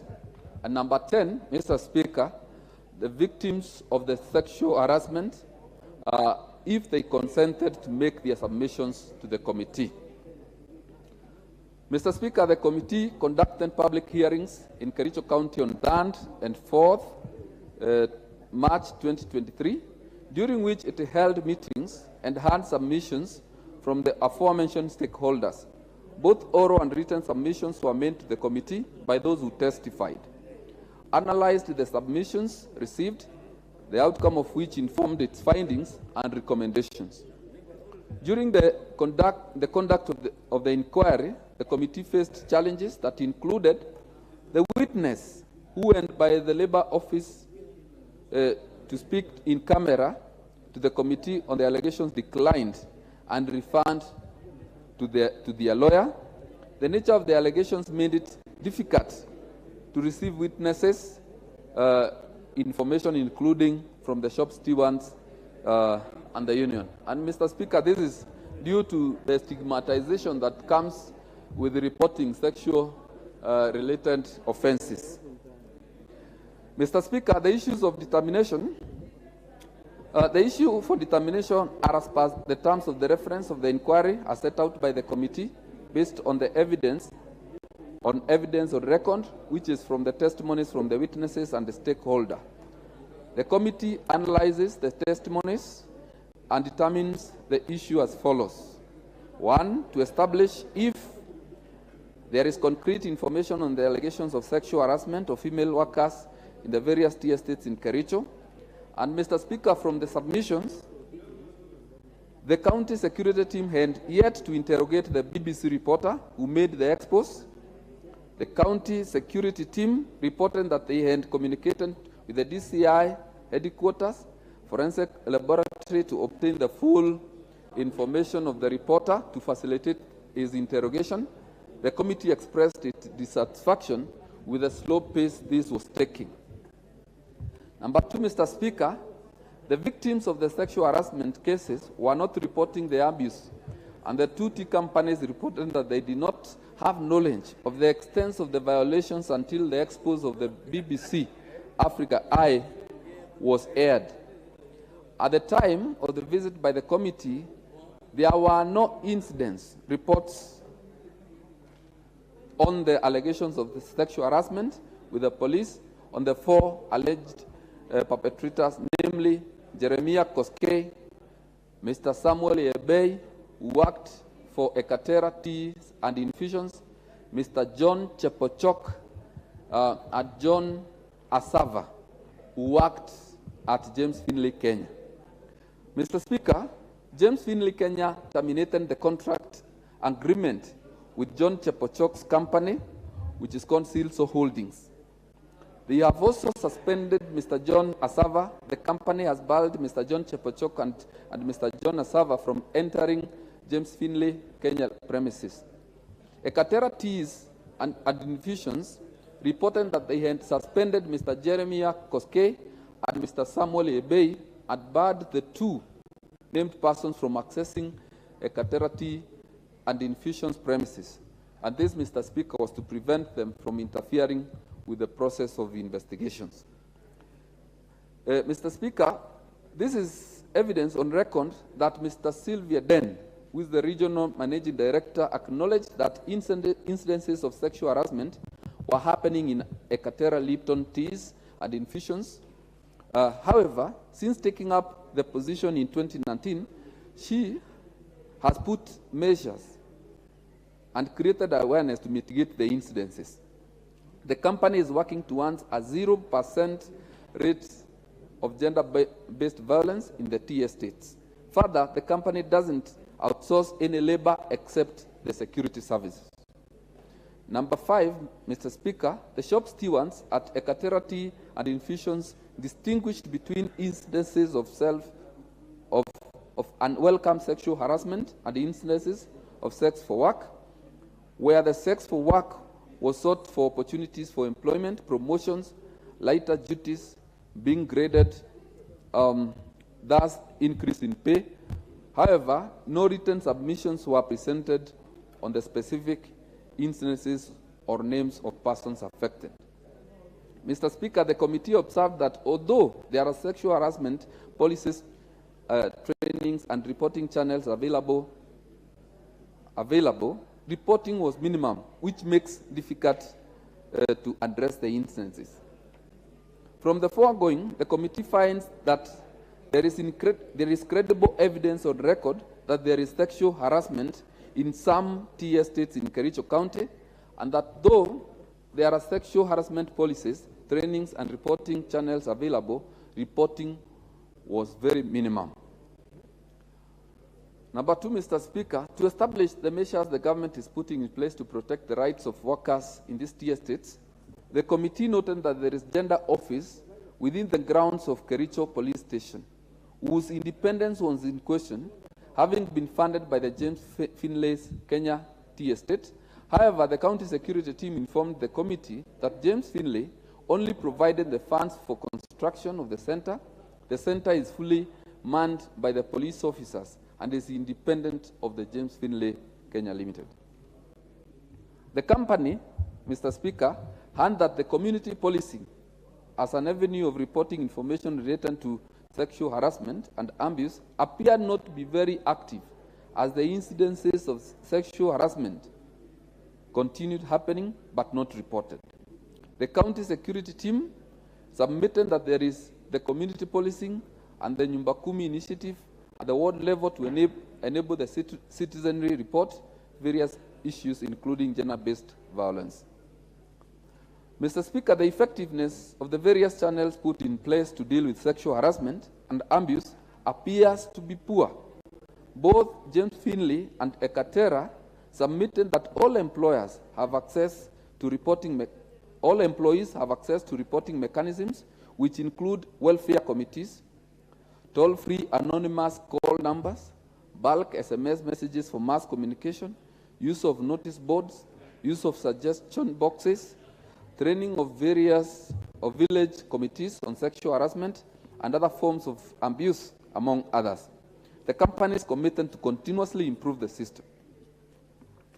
Mr. Speaker, we also noted, and this is important for the women leaders in this House to hear, that there are few women in leadership positions at James Finlay, Kenya. The composition of women leadership is at 25%, 29% at the lower management level, 19% at the higher management level, 6% at junior management level, and 24% at senior level management. James Finlay management submitted that it conducts gender surveys and that there is continued effort to be female gender inclusive through management trainees programs for women and training of women in ICT. The criteria used to outsource labor services at James Finlay was unclear. The company submitted that it conducts a pre-qualification exercise for the services. Services outsourced include labor, maintenance, and construction. However, it was disputed that by the labor unions who accused the company of directly procuring the services of the accused persons, company called Silso Holdings. The committee also observed that the government has instituted measures to guard against sexual harassment abuses. These include the enactment of Sexual Offences Act and the Employment Act, the community policing, the presence of police station, labor and gender offices in counties, and other initiatives aimed at enabling women seek guidance on the rights and launch complaints against sexual harassment.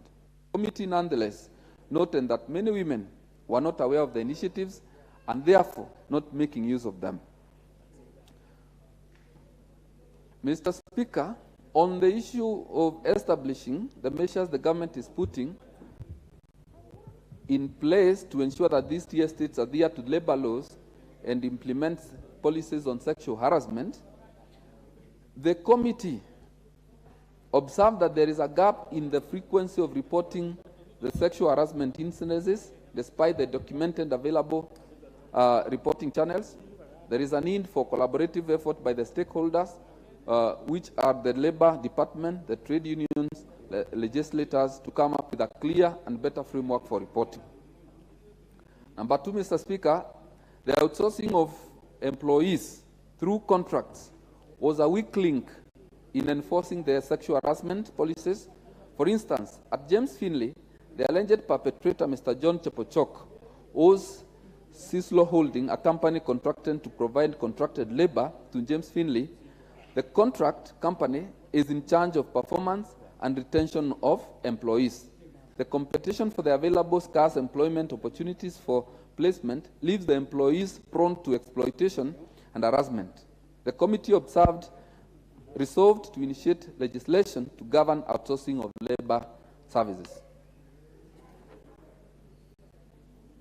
Mr. Speaker, Ekaterra Tea and Infusions has 43% of female supervisors and managers, and we are working towards increasing the number to 50%. The committee commended this, but cautioned against discrimination against male gender competing for the same positions. Further, it advised that the influence and ability to effect change of the female supervisors and managers should be empowered to effectively root out the vice. The committee finds that whereas workers acknowledged that there are policies to ensure adherence to labor laws, the same workers cited frustrations in reporting cases since the culprits were never brought to book. Consequently, many of them no longer report the cases to authorities. And lastly, Mr. Speaker, to establish investigations into the heinous acts to ensure the culpable perpetrators are brought to book and justice, the committee noted that the investigations by the DCI into the allegations of sexual harassment and exploitation were progressing slowly.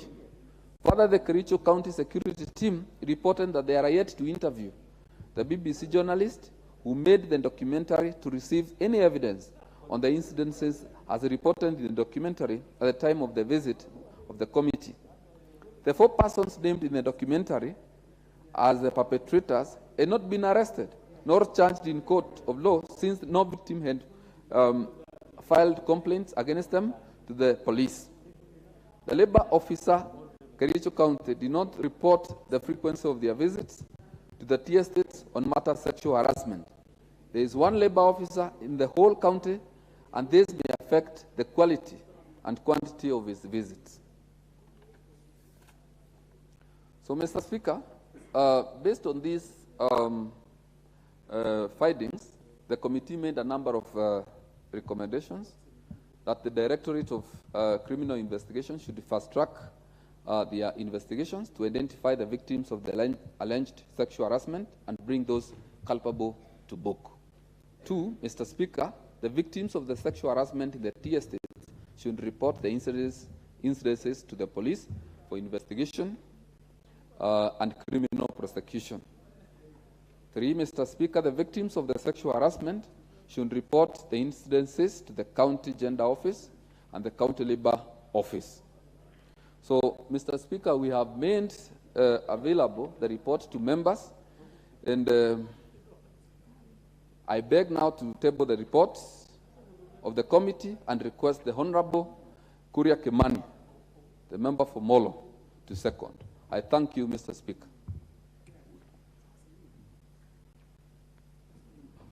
Thank you very much, Honorable Speaker. I rise to second the report by the Departmental Committee on Labor on an inquiry regarding sexual harassment of female workers in tea estates in Kericho County through a statement sought by the Honorable County Member of Parliament for Kericho County. Proceed. Thank you very much, Honorable Speaker. Honorable Speaker, the Chair for Labor, the Honorable Eric Mushangi, aka Karemba, and I were both students of Kenyatta University including the Honorable David Nyoro, our chair for budget, and we've remained quite friends quite some time together. And perhaps that's why he asked me to second this motion, although I'm not a member of this committee. Honorable Speaker, this revelations by this BBC expose is very painful for the millions of workers in this country. It is even more painful that it took a BBC expose for us to know the fates and the suffering of these women in Kericho County. And really thank the Honorable County MP for Kericho for bringing this attention to this House, and the Committee on Labor for doing thorough investigation and tabling the report before us. But of course, Honorable Speaker, I note in the report that, as you would expect, there is not much evidence that they were able to get, mainly because the victims of sexual harassment were intimidated, they feared for their lives, and therefore no single culprit of this sexual harassment came to testify before the committee. Which begs the question, Mr. Speaker, what is happening in places of work across the Republic? Which begs the question, what is happening to women who work in various institutions in this country? And I dare say, Mr. Speaker, this harassment does not just go for women. We have had cases of also men being sexually harassed at their workplaces, Mr. Speaker, when they are going to work, and even in the normal operations of their businesses, Mr. Speaker. One would wonder whether we are short of laws to protect against sexual harassment in this country. And the answer is no. Article 27 of the Constitution, Honorable Speaker, prohibits any kind of discrimination, including gender, anywhere in this country. Section 23 of the Sexual Offences Act expressly says what sexual harassment is, and unfortunately only sets a penalty of up to 100,000 shillings and an imprisonment of up to 3 years for these particular offences. So perhaps it is high time that this Honourable House reviewed this particular act and reviewed the fine and the imprisonment term or the punishment that should be vetted by these sexual offenders, Honourable Speaker. The Employment Act, Section 6.1, again, talks expressly about how we should relate with each other at our workplaces, Honourable Speaker. But perhaps this sexual harassment does not just happen. It's not just happening in Kericho.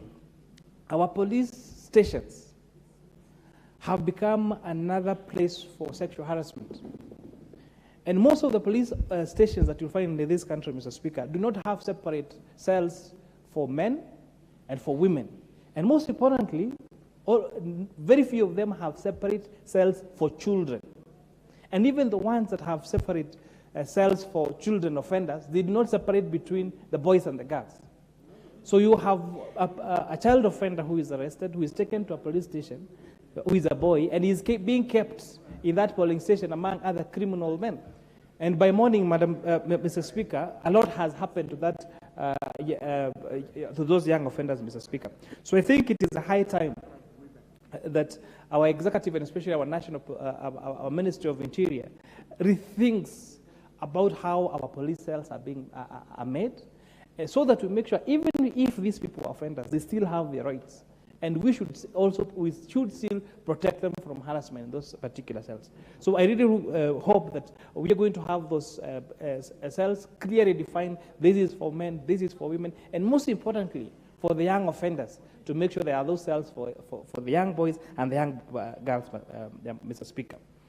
This morning, when I was preparing to second this motion, I talked to one Corporal Beth Kamau, a police officer in charge of gender at Elbagon Police Station.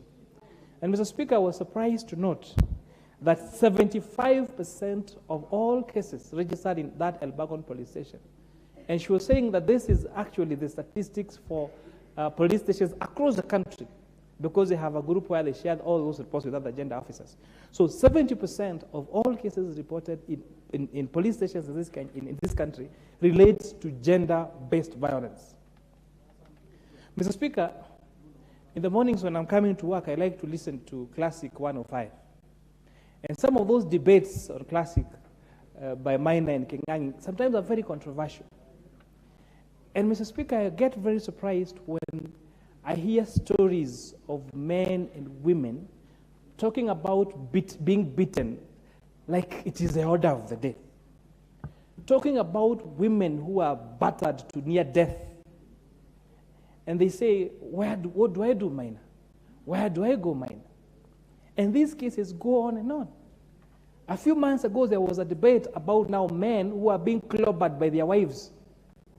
Even one saying that he lost his eye. Another one says he was still limping. And we have the way the discussion goes is that it's so casual because it is the order of the day. And this is really to urge Kenyans, and especially even those in abusive marriages, that when it comes to that violence, when your wife or your husband is beating you up, you are a potential to death any minute. You are a candidate of death any minute. Because sometimes, I remember, Honorable Speaker, there was a case in high school of a case in, I think it was Nyahururu, where when the husband went to hit the wife ran out, and the only thing that she saw that was near that she could protect her from being hit was an axe. And so when now she was trying now to defend herself with an axe, their small around 1.5-year-old baby woke up. And now when he came to the sitting room, and now the husband was trying to take away the axe from the woman, the axe actually fell on that boy, and that boy died. And that guy ended up being imprisoned in Nakuru, and then I think he's still serving his term for murdering his son. I'm sure he didn't intend to kill his son. But when now we resolved violence, instead of sitting down as adults and having a conversation about the issues that are affecting us, then know that death becomes ultimate, and perhaps you might even find yourself as a candidate for murder. So it's really to encourage all of us, especially in marriage institutions, that let us resolve to dialogue, and let us not normalize abuse, physical abuse, as if it's the order of the day. And even when our friends come to us and tell us that they have been beaten up, let us offer solid and sound advice. For example, being firm and saying, you cannot hit me again, you should never hit me, including, if possible, going to record a settlement at a police station. And not just to wait until they are killed by their spouses, and then we rush to the funeral in printed T-shirts of their photos, eulogizing them in house and saying how great those people are. Mr. Speaker,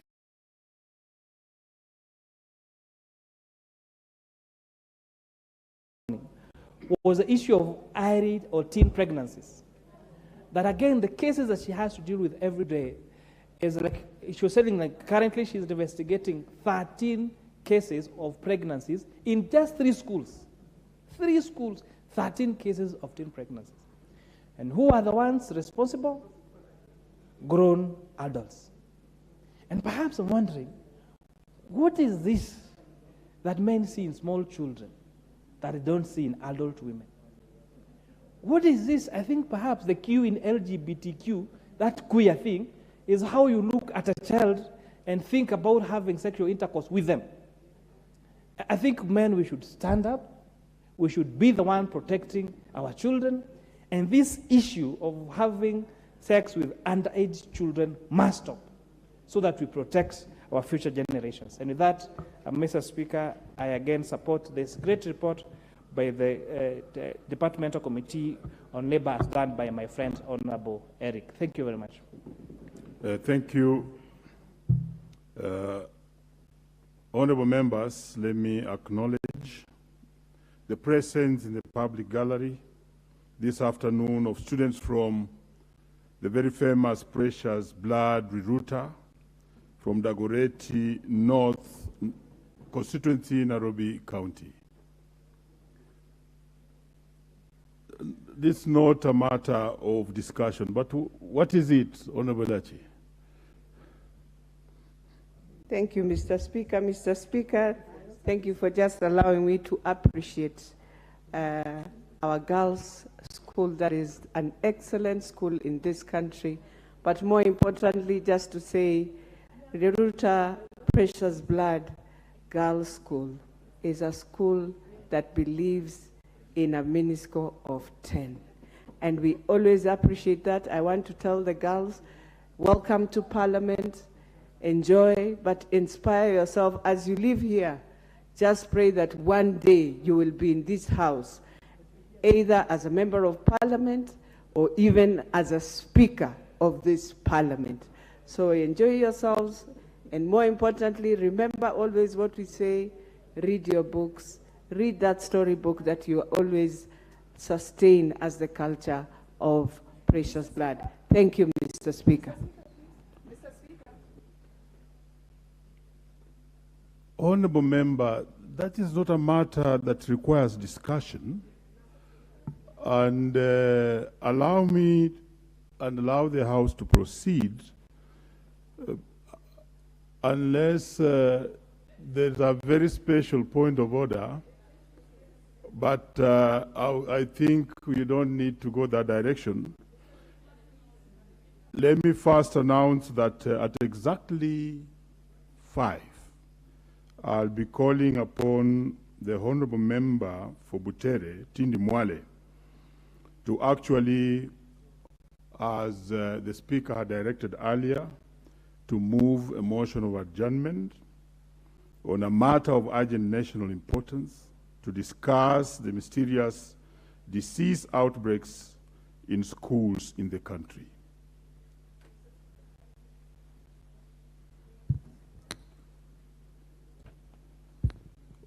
Honourable members, I now propose the question that this House adopts the report of the Departmental Committee on Labour on the inquiry regarding sexual harassment of female workers in tea estates in Kericho County, laid on the table of the House on Thursday, 23rd March 2023. The first member to have a bite on this is Honourable Farah. Proceed. Mr. Speaker, I want to commend this committee for having done such a good job. Having said that, Mr. Speaker, it is a pity, 60 years after independence, with the blood of Samoei Ole Koitalel, the land that was grabbed and stolen from the Africans of this country is still owned by the same thugs who stole it. And today, the poverty-stricken sons and grandsons and granddaughters of the same people who fought for this country are begging those multinationals to give them jobs that pay menial amounts of money, and in the process, those girls are being raped. Mr. Speaker, not yet Uhuru. Anybody who thinks that we got independence, we never got independence. Our independence is just symbolic.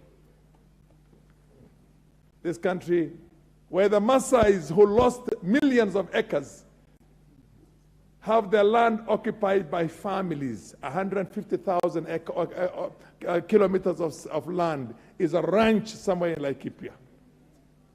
The Delamayers have what you call, I don't know, 600,000 or 1 million acres. Everybody else has those millions, and the poor guys are grazing their cows in our towns and in our cities because they don't have any place to graze them.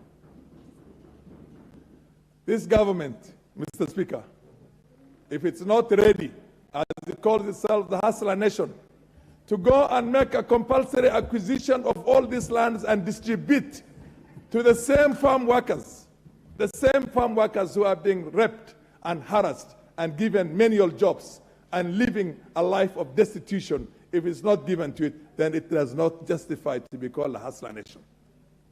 Mr. Speaker, if somebody comes to this country and says that he's going to have a new land policy, which is going to reward the Mau Mau children and grandchildren and great-grandchildren, the people who died for us. What does Dedan Kimathi have in the form of a land today?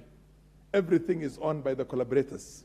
And a house like this and the subsequent governments have been sanitizing that. Today, we are talking about companies that own 200,000 acres of tea farms. And we are begging them not to rape our girls who are earning 10,000, 15,000, 20,000. And the land belonged to their own ancestors who fought. Otherwise, you would all be slaves in somewhere in Mississippi and California and God knows where, if it is not for those Maasais and those Kalenjins who fought those days and made sure that those people do not make any inroads into this country. And the same slave owners, same imperialists who did what they did to us, still own the land the way they want it. And they hold games. They have what you call everywhere. Look at the ranches and the way they run them in there, in the form of families, when the indigenous owners of this land are not there anymore. I know if a Mugabe comes into this country and asks Kenyans to support him, Del Monte, look at it. 990-something thousand acres, what do you call years? What kind of a lease is called 990-something? Who made the laws? Who was consulted? Were we consulted as Africans when they were legislating on our lands? They came and colonized us. They held us against our wish and our will. And then they own the land, the prime land right now. And the only Africans who are very happy are those ones who had access to government those days and were given millions of acres, and they are going to protect them because they are exactly like them. They are exactly like them. These families, African families who are holding millions of acres, that land must be reclaimed and redistributed. Redistributed to the real sons and daughters of this land who fought for the future of this country, who fought for the independence we enjoy, who fought the fact that we are not slaves, we are not taken as slaves or whatever it is, to Carolinas and the West Indies and South America, God knows what. Mr. Speaker, it is a pity. And I think that earlier this House, listen to me, members of Parliament, I just don't want you to applaud. I want you to make the right legislative decisions to reclaim all those lands and ask them to pay us compensation for all the exploitation they have been doing for the last 100 years. They exploited. They don't have to be paid for it. They don't have to be paid for it. And the African landowners who inherited the whites and are masters right now, owning millions of acres, must redistribute that land to the people whose fathers and grandfathers and great-grandfathers fought for this land's change. Mr. Speaker, we need to have a country in which, as a legislature, we want.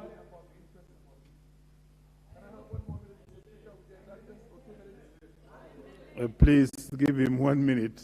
Okay. Mr. Speaker, and I'm imploding. I'm pleading with you, members of Parliament. I'm pleading with you, my brothers and sisters. I have been in this house 30 years ago, and I'm still there, and we are still suffering the way we were suffering 30 years ago. Some of these are historical injustices. That's why nobody wants to see the Ndungu Commission, what they call implemented. Nobody wants to see the TJRC report implemented. Nobody wants. Some Africans go there, make a deal with the whites out there, and the rest of us, the 50 million today. Before we were only 7 million, 8 million. Today we're 50 million. The 50 million are basically paupers, and we only have 50 billionaires in this country who are Africans, or who have stolen from us. So what we need to do as a House, somebody must bring a bill that says that there has to be a compulsory acquisition to have a new land policy for this country to reward the landless who cannot even get a 6x5 where they can be used for a grave for themselves.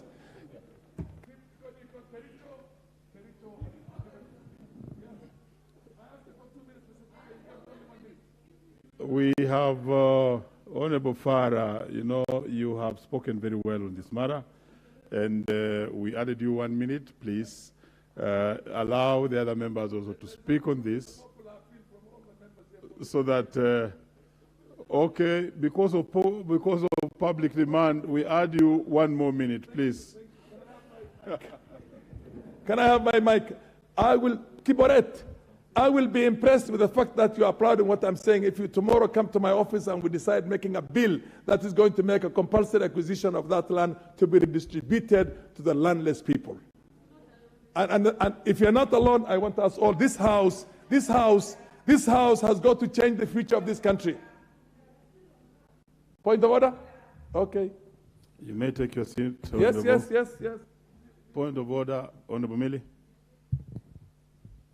Thank you, Mr. Speaker, for giving me this opportunity. And Mr. Speaker, very respectfully, because I don't want to interfere with my senior. He came to Parliament before me, and I've been fairly patient.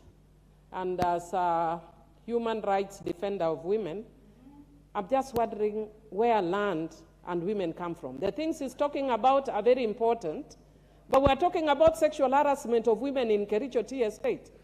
Whenever we have issues relating to women, we start identifying with the land, cars, chairs, mountains, and elephants.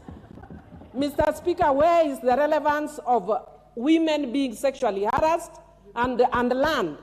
As much that is important, can the honorable member bring a different motion on land ownership, and we'll support him. But right now, our concern is the issue of women harassment in Kericho Tea Estates. Stick to the rules of relevance, please. Thank you. The rules of relevance are there, Madam. Honorable Farah. I'll just finish, because you took my time. Let me just conclude. Honorable The Farah, rules of the relevance proceed. is that these people are working in land. They are being victimized because they are working on land and on farms, tea farms. So the synergy between, and they deserve to own that land themselves instead of becoming there something which is an indentured, what you call slaves and labor. So that is where the synergy is there. That is where the synthesis is there. These people need to take charge of that land themselves instead of becoming workers with the land that was fought for and died for by their ancestors. Thank you. Very well. The Honorable Francis Sigei, Honorable Member for Sotik.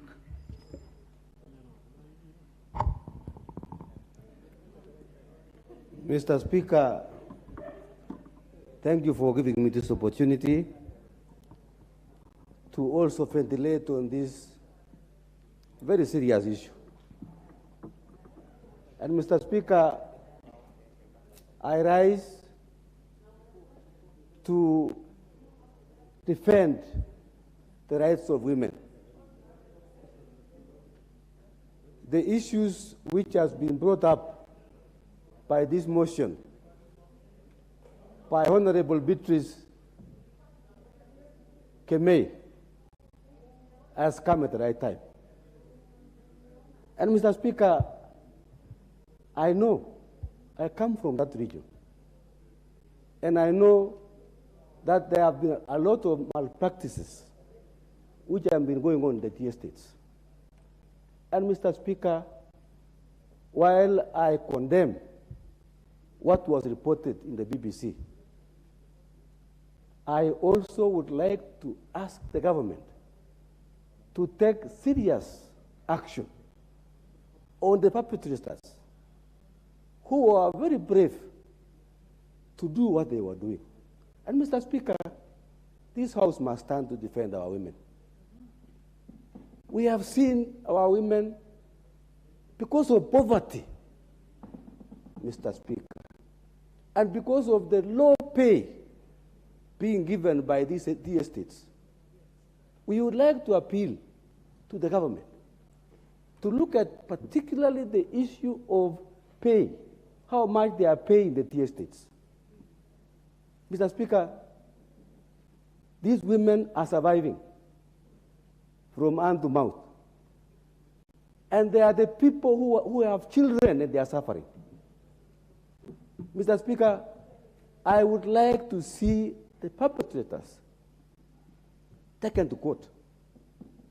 And the law must take its course. Mr. Speaker, I have seen many of these issues being raised.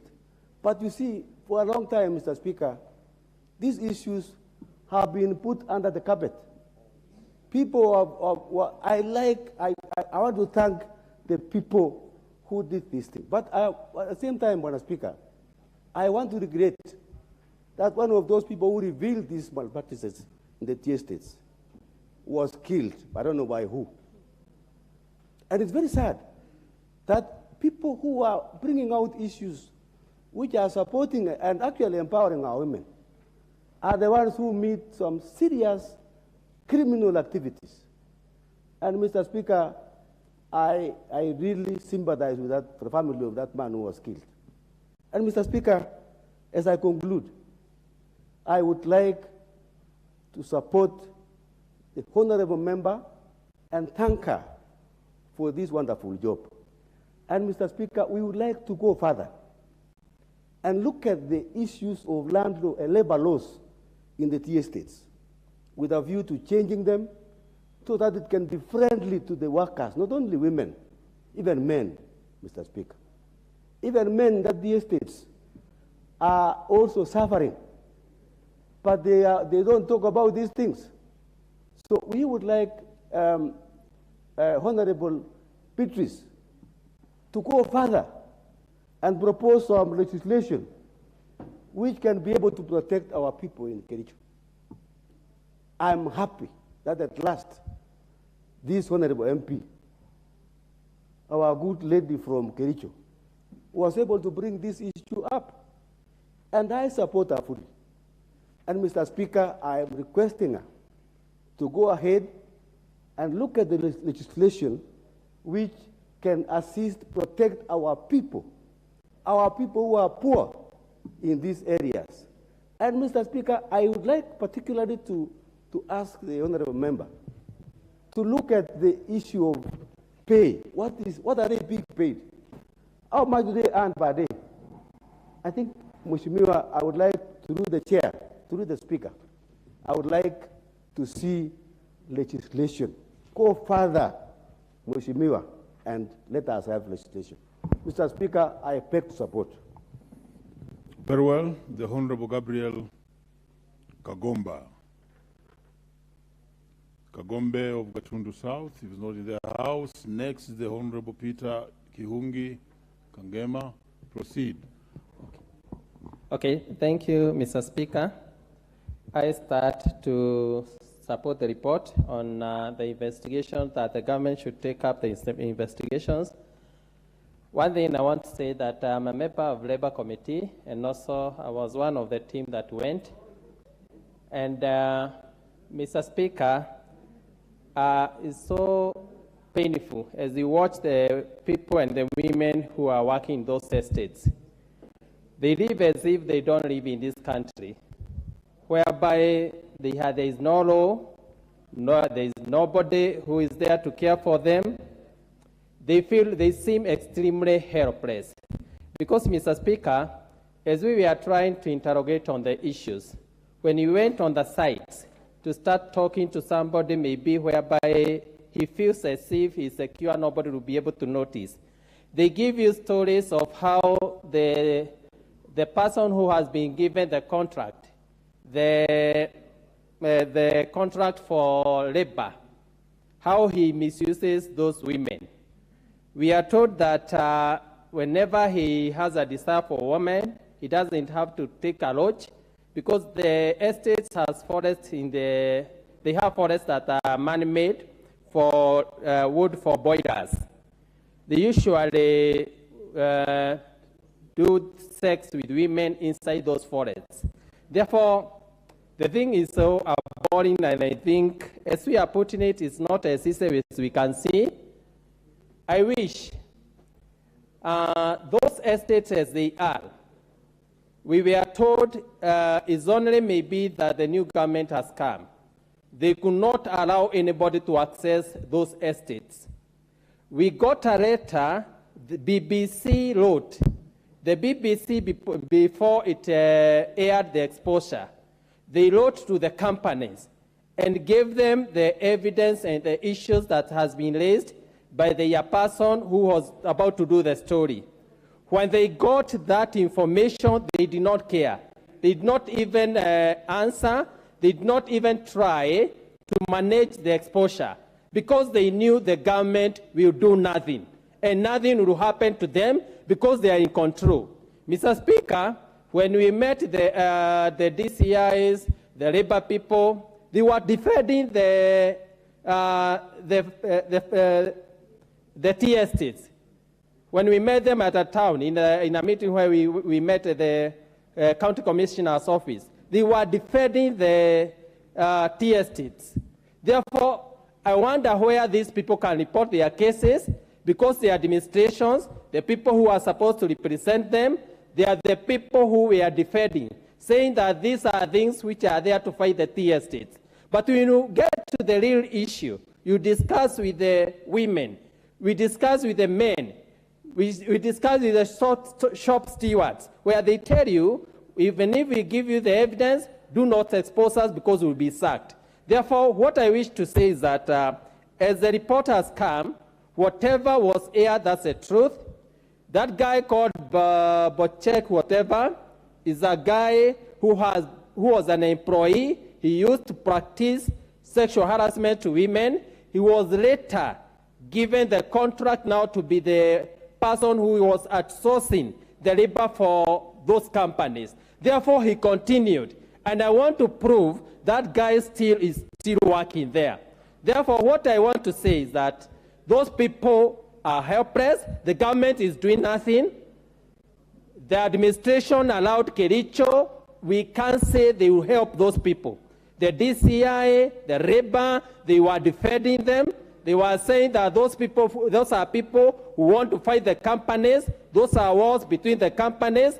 Therefore, what I want to say is that let's trust the government that it will act on this issue. But I want to say that those people who are working in tea estates, they are extremely helpless. Furthermore, they don't feel the presence of government. They just feel in another country, which is Kenya, where there is no law. There are people who are governed by the estate and the managers who do whatever they want because they control the government. Therefore, Mr. Speaker, I wish the government should take up this issue. Should take up this issue seriously and help our people in those tea estates. Thank you, Mr. Speaker.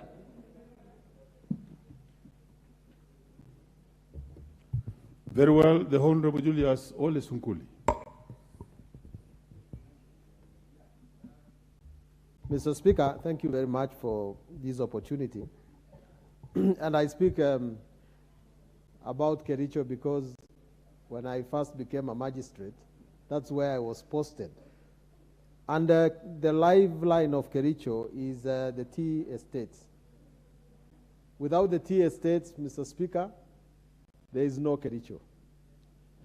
The Kericho, I think, today is one of the most beautiful places in Kenya. You compare it with Limuru, which is also very beautiful. And the economy of Kericho has always been the tea estate. And it has not just benefited the people of Kericho in terms of employment. Many people in the South Rift seek employment in Kericho. And I think, Mr. Speaker, it is very, very important that we make this point because this report that has been tabled shows that there has been a problem, and there is a problem with respect to those who go to seek employment in Kericho. And I want to urge the people, the management of the estates in Kericho, whether they be James Finlay, George Williamson, or the successor of Unilever, all those big estates, I want to beg them to take responsibility over these issues. Even before the policemen are invited to this investigation, the estates themselves should look into this matter, because that is the place, the destination of many of our people, and the livelihoods of our people rely, on these estates. And Mr. Speaker, I want to urge the honorable members that if we want our people to continue working in Kericho, in the tea estates in Kericho, let us desist from thinking that one day when we subdivide the estates in Kericho, life will be better. In fact, it is like going to slay the chicken that lays, or rather the goose that lays the golden egg. I personally stand to say that let us protect the estates the way they are. If you leave it to these, to our people, Mr. Speaker, many things happen. In Kericho itself, another employer, used to be called a tea hotel, was very good when it was run by those estates. Then our people agitated and said we want these companies to be out of tea hotel. And that was the jewel of the South Rift. Today, there is no tea hotel. Our good African people messed it up. If you open up this idea that we want to remove these estates and give it to Africans, they'll go and make them small, tiny things, and you will not even be discussing about this today. I know that there is a problem. And the problem sometimes is foreigners. Whether you are talking about the British people from who ran James Findlay or George Williamson or Unilever, they acquire some habits that are a little bit colonial. And that is what we should attack. We must tell them that this is a free country. It happens in our own Transmara sugar company. You cannot even enter to see the managing director unless you are his color. That is what we should attack. And we attack things like the ones we are attacking today. We don't want people to go there and be told it is sex for work. People must be given responsibilities because of their abilities or because there are vacancies that are there. Kericho is large enough for all of us. And I want to say, Mr. Speaker, that this motion has brought up these issues. I hope that they are listening. I hope that they will retain the dignity of the women, but also that the honorable members, as they speak, should not ever want to destroy the nature of Kenya. Because today you will say that we subdivide Kericho, and then the next time you want to subdivide the Masai Mara, and then you want to subdivide. I think we should retain as much as possible our big estate, because we are a capitalist country. With those remarks, Mr. Speaker, I support. Very well. The Honorable Millie Odhiambo. Thank you, Mr. Speaker, for giving me this opportunity. And Mr. Speaker, let me start by the onset to thank the committee for that report. I only wish they had given even stronger recommendations, because I think if I see one of the things you are putting is that victims should report, but given the nature of the society, victims will not report, especially where they are inferior, superior kind of relationship. So I think maybe you should have put a greater onus on the companies to make sure they have a sexual harassment policy and to make sure that they have systems in place. And also you should have put stronger language against the government. I also wish to thank the BBC for the expose, because it's even though it's very embarrassing that we have a whole government with the legislature, executive and judiciary, and it takes BBC to expose this. That means there is somewhere where there is something that is not operational. Mr. Speaker, if there is one thing that we have done well as a country, it is to legislate. Perhaps we might even be accused of over-legislating, because we have a lot of laws on sexual and gender-based violence. Mr. Speaker, just starting with the Constitution itself, Article 2.5 and 2.6 import international conventions that are protective of women, including the Convention on the Elimination of All Forms of Discrimination Against Women.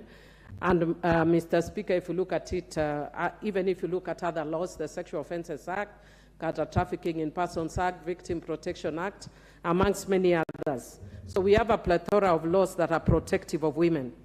Where we fail is in implementation, and that is actually the role of the executive. It's embarrassing that a lot of women report cases of abuse against them, and no action is taken. Mr. Speaker, before I came into this parliament, most of my work entailed dealing with issues of abuse, but especially against children.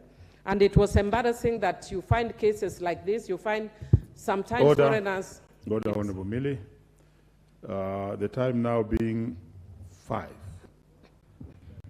As had been ruled by the Speaker, I now want to ask the Honorable Tindi Mwale to move his motion. Honorable Millie, you will still have your balance of 8 minutes to speak on this particular motion. Honorable Tindi, proceed. Thank you, Mr. Speaker. Mr. Speaker, I rise on the ruling of the Speaker, which he granted that we have time to debate about the mysterious disease outbreaks in schools in this great republic of ours, Kenya.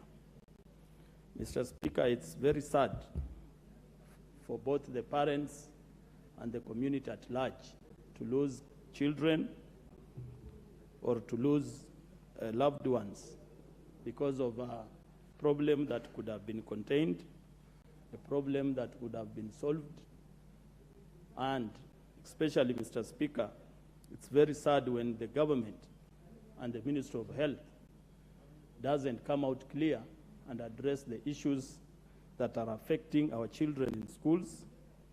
We saw recently there was a report by the Director General of Health who gave a statement and said that some of the schools affected, the students had suffered from typhoid and a disease called amoebiasis.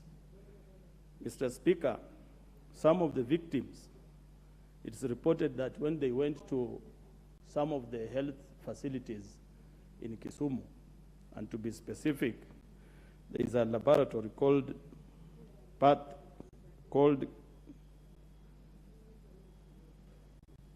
Kenya Care. Mr. Speaker, it was found out that some of the students had suffered from cholera. And therefore, Mr. Speaker, I want to urge the country, the government, and Kenyans at large to treat this matter of mysterious diseases in schools with great urgency, great importance, because if you are not careful, Mr. Speaker, you might find this disease outside of schools. This disease might come into our environment, because the moment you close the schools, Mr. Speaker, you are letting these children to come outside to their community. Some of these students come from very far, Mr. Speaker, and you might find us as a country transporting disease all over the country. Mr. Speaker, I want to point out some few issues.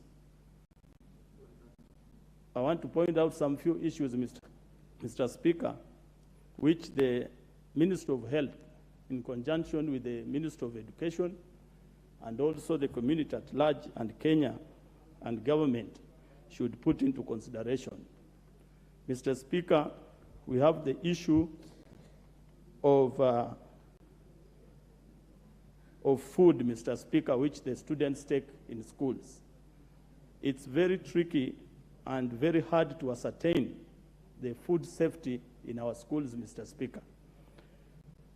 When I talk about food safety, I'm trying to mean, Mr. Speaker, the source of the food, how it is stored, transported to the school, and how it's kept, cooked, and served to the students. Mr. Speaker, many of the schools do not take into consideration measures of trying to ascertain that the food being brought to the schools is safe for consumption. And that's why we end up with contaminated food, and this contamination of food ends up in our children's stomachs and eventually causes health problems, Mr. Speaker. Mr. Speaker, the second issue is about the way the structures are built in our schools, Mr. Speaker. If we don't put into consideration the way we plan our schools or institutions, Mr. Speaker, you might find even the sewerage systems mixing with the lines of clean water, Mr. Speaker. And the moment that happens, we also find a problem which arises to diseases such as cholera and typhoid, Mr. Speaker.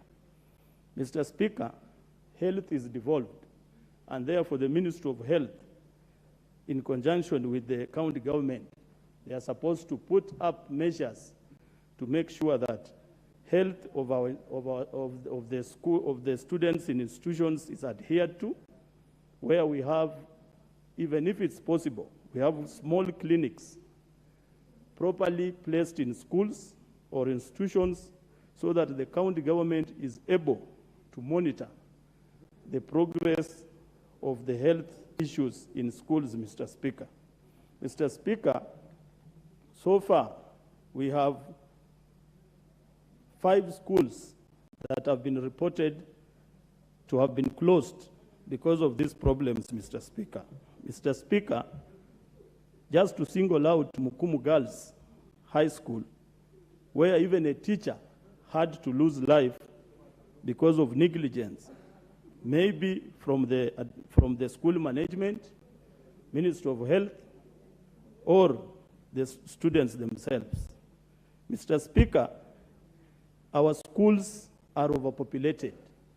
Unless we control and manage the population of students in schools, Mr. Speaker, the structures, the land size, and the facilities used by the students will automatically diminish or be very small to take care of the students, Mr. Speaker.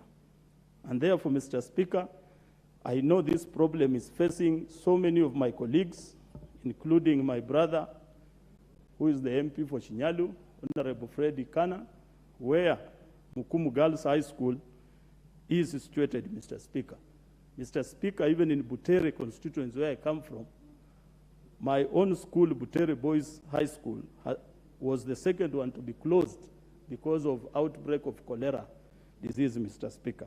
And therefore, Mr. Speaker, I ask my colleagues to join in, debate this matter with great importance, and also, Mr. Speaker, outline issues and outline ways in which the government can and will protect our kids and students in schools, not excluding the teachers and the subordinates in our institutions, Mr. Speaker.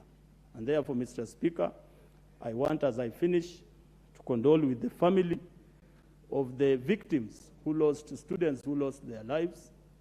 I want to encourage them, and also the family of the teacher who lost her life. Mr. Speaker, I thank you for the opportunity that you have given me, and also the opportunity which you allowed this adjournment motion to be given time to be heard, Mr. Speaker. With those few remarks, Mr. Speaker, I support the motion. You move the motion. Honorable members, this being an adjournment motion, understanding Order 33, all other contributors to this motion will have only 5 minutes. The first one being the Honorable Ikana.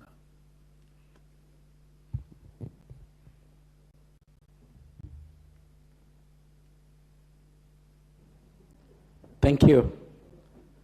Thank you so much, Mr. Speaker, for giving me an opportunity to contribute to this motion that is seeking to address the crisis that we are currently facing in our schools. I wish from the onset to state the very fact that one of the most affected schools, which is Mukumu Girls, is from my constituency. It's very, very sad that we have had to lose very young souls that had a promising future. As we stand here, Mr. Speaker, in Shinyalu constituency and other regions of the country, we are mourning the loss of 3 students from Mukumu Girls. We are mourning the innocent life of Diana Mambiri. We are mourning the innocent life of Wendy Oyugi and Miriam Namachanja. We are also mourning the life of our teacher, Mrs. Juliana Mujema, who was the boarding mistress at Mukumu Girls. Mr. Speaker, I want to urge my colleagues here in Parliament that we put our heads together and come up with lasting solutions that shall ensure that this crisis of disease outbreaks every now and then that has been bedeviling our schools is addressed once and for all. Of course, I understand that for those who have lost their loved ones, there's very little that can be done. But again, as a responsible government, it is my kind request and expectation that the government, through the relevant ministries, shall come up with at least a way of ameliorating the situation of those families that have lost their loved ones, and also those that are still nursing hundreds of children who are currently sick. One of the suggested ways that I want to propose to this House of ensuring that the lives of our little ones that we put in the care of the various schools is safe is by ensuring that we fix the whole issue of procurement.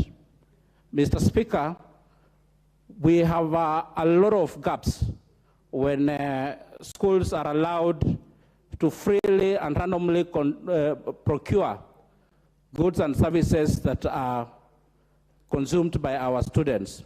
We need to assure that at least in every school, there are set standards for quality assurance of those goods, and especially food and water that is consumed by our students. You will also realize that if you make a random visit to some of our schools, you will find their sick bays, the so-called sick bays in schools, always full. It takes a little bit long for some of our teachers or headmistresses and headmasters to take action on when to take our A-League students to various hospitals for checks and proper medical care. We need to come up with a solution and compel the heads of these various institutions to ensure whenever students fall sick, they should not wait for too long before either contacting their parents or taking them for proper and comprehensive medical care. And generally to the Ministry of Education, I would want to say, as a representative of the good people of Shinyalu, where Mukumu Girls High School is domiciled, I'm very disappointed for the time that they took to react to the cries of the parents and to the cries of the various leaders to take action and save lives. I hope, Mr. Speaker, that after this debate, we shall come up with long-lasting solutions and once and for all address issues of disease outbreaks in schools. Thank you so much. God bless you. Thank you very much. The Honorable Elsie Mwanda, the Member of Parliament for Kakamega County. Thank you, Mr. Speaker, for granting me this opportunity to speak to this problem, which is a national crisis. And as a mother and a grandmother, coming from Kakamega County, where most of this problem has been seen, because, Mr. Speaker, 3 of the schools in my county have been affected, namely the Sacred Heart Mukumu Girls, St. Peter's Mumiasi Boys, thirdly, Butere High School. I'm greatly touched by this problem. And Mr. Speaker, the emerging issues, one of them is congestion. Mr. Speaker, when we brought about 100% enrollment in schools, you find that secondaries have over-enrolled, causing congestion. A school like Mukumu Girls, which should be hosting 1,000 students, is now hosting more than 2,000 students. So there's congestion in classrooms, congestion in dormitories, congestion in the use of all the facilities. And then secondly, Mr. Speaker, with this expansion, water management has not improved. You find that most schools use boreholes, and these boreholes, the water is not treated, Mr. Speaker. And you find that the water points are not enough for these students. And Mr. Speaker, you know water is life. Looking at the case of Mukumu,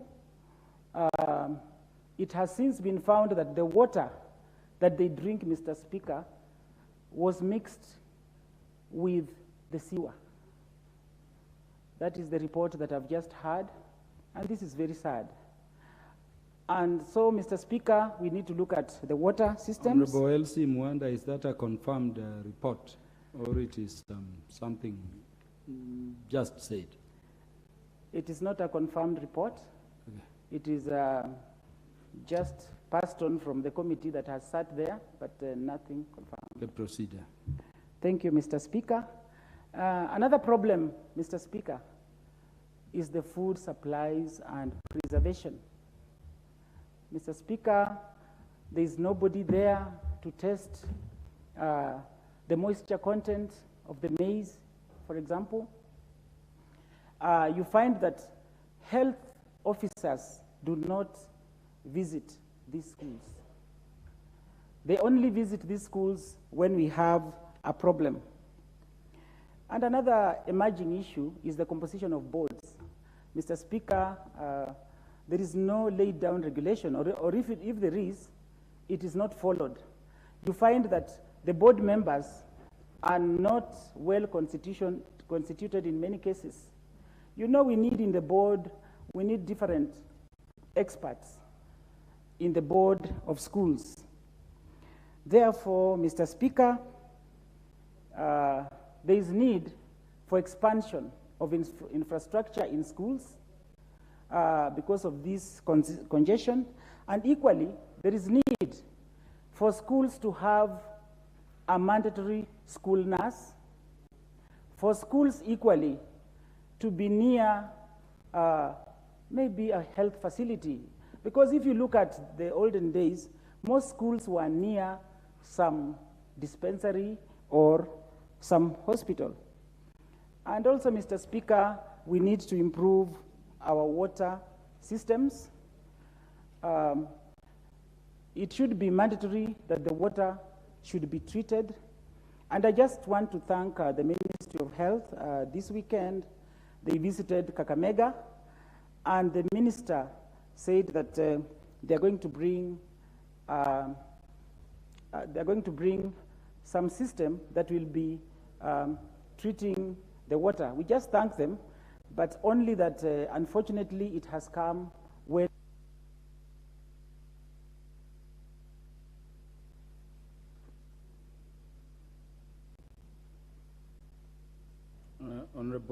Honorable Gitonga Murugara, MP for Tharaka.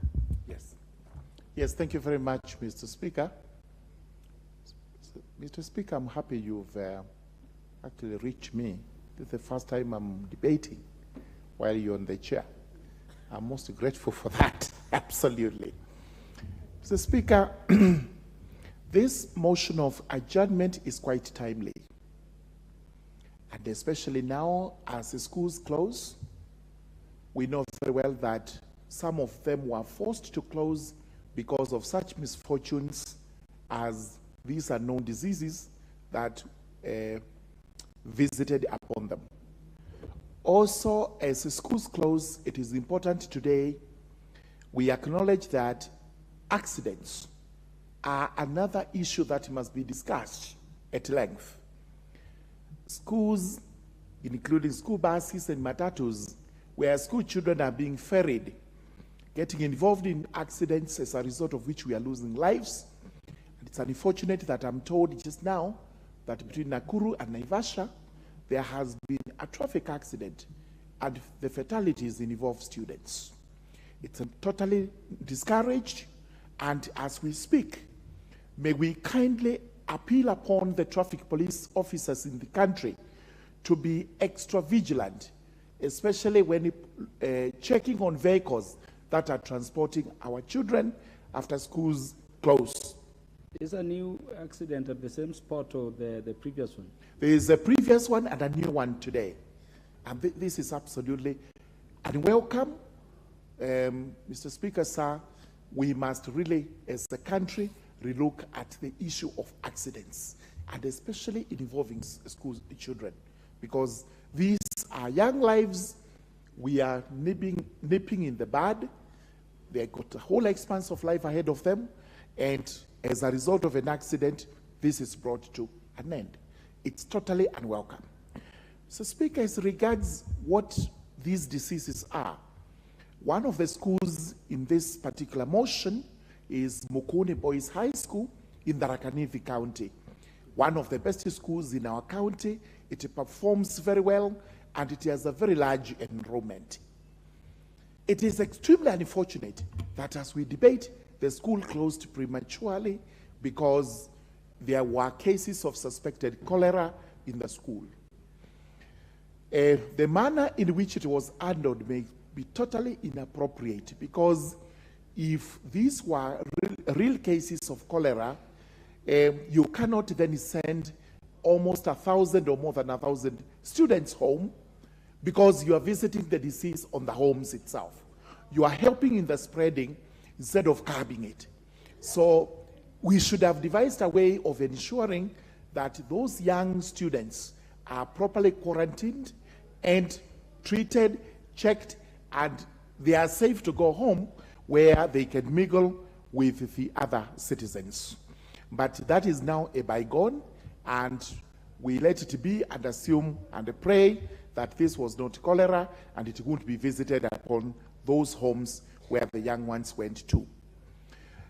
We need to develop a policy in this country on supply of water to schools, because maybe these diseases we are complaining about are waterborne.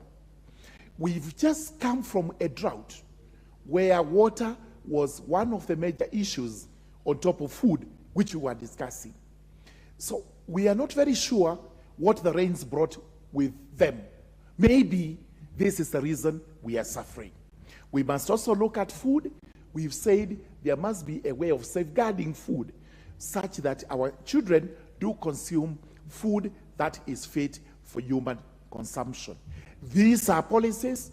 As we develop that schools must have electricity, we must have policies on clean water for our schools and also clean food for our children. That way, we may actually be able to get away from such eventualities as we are now faced with. I do support the motion of adjournment. Thank you, Chair, Justice and Legal Affairs Committee. You know what your committee should be doing around those issues. The Honorable MP for Samburu West, the Honorable Naisula Suda. Thank you very much, Mr. Speaker, for this opportunity to contribute to this very important motion of adjournment, and to thank Honorable Tindi Mwale for bringing it this afternoon. I would also like to take this opportunity to pass my sincere condolences to the families that have lost their loved ones in the said school, and to wish those that are still unwell a speedy recovery. Mr. Speaker, it is important for us as a nation, and I've said this very many times, to really value lives. Whether it is one life, it is 2 lives, 3 or 4. For us as a nation to really value the loss of even one single life. And it is very unfortunate that most of the time, especially when such tragedies happen, there's a lot of pointing fingers, a lot of blame games, a lot of who did not do what, who should have done what, Mr. Speaker. But if everybody just did their part and on time, I'm sure we would have saved more lives, Mr. Speaker. That issue first broke out on 1st of March. It is unfortunate that 2 weeks later is when we are seeing senior government officials visiting the school and even finding out what is really happening in that area. I think it is important that when something happens in this country, it is given the seriousness that it deserves, Mr. Speaker.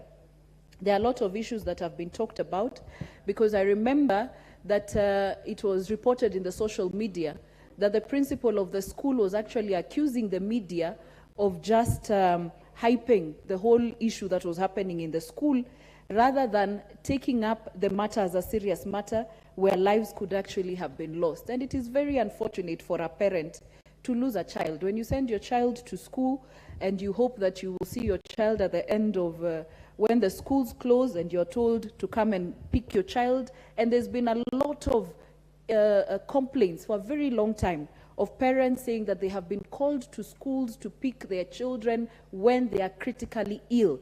It is important that our schools inform the parents from the moment the child is taken ill, so that they can also make informed decisions on whether their children can actually seek further treatment, depending on the illness and how long that child has been sick, Mr. Speaker.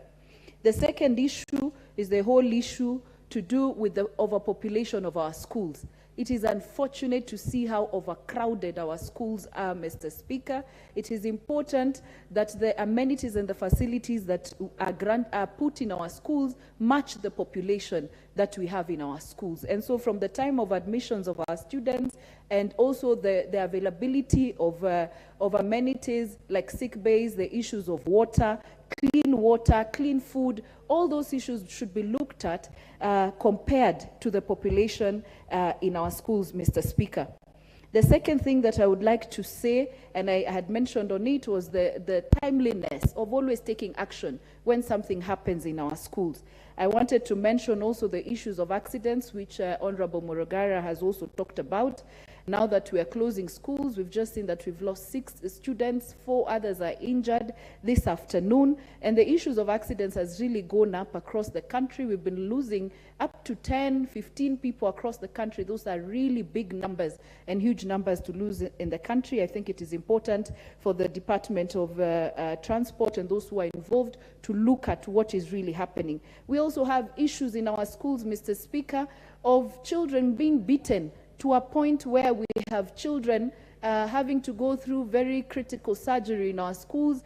I think it is important that we know when we give our children to our schools that they take care of our children and not parents being called to take their children when they are very sick and even being beaten to such lengths. Finally, as I conclude, Mr. Speaker, it is important for us to realize as a country that we have to punish mistakes and reward good work. This issue of transferring people when they have not done something good and taken to another school, what are you telling us? Are you telling us that you have done disciplinary action to whoever was supposed to have taken action? We've seen that a lot. We saw that in Mama Lucy Hospital yesterday, the people being transferred from one place to another. I think it is very good to work in government because no action is ever taken, but the whole issue of transfers also has to be looked at.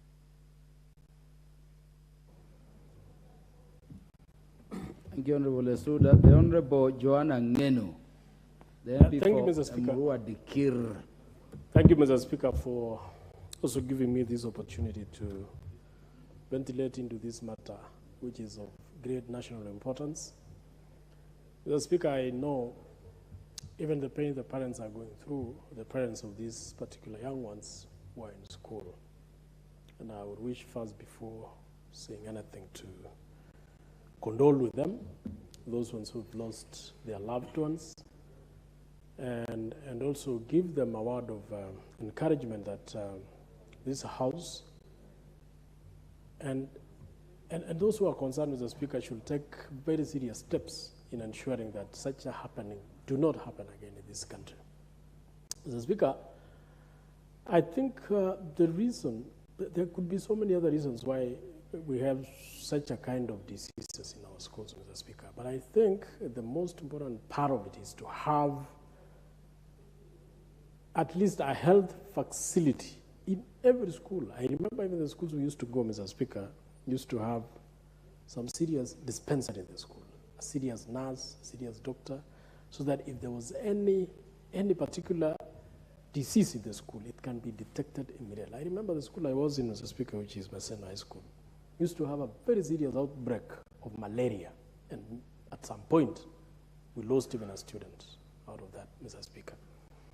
But eventualities that happened after that, Mr. Speaker, was the introduction of a very serious dispensary in the school, a serious doctor, a serious nurse, who would actually take care of any disease that come up in the school, Mr. Speaker.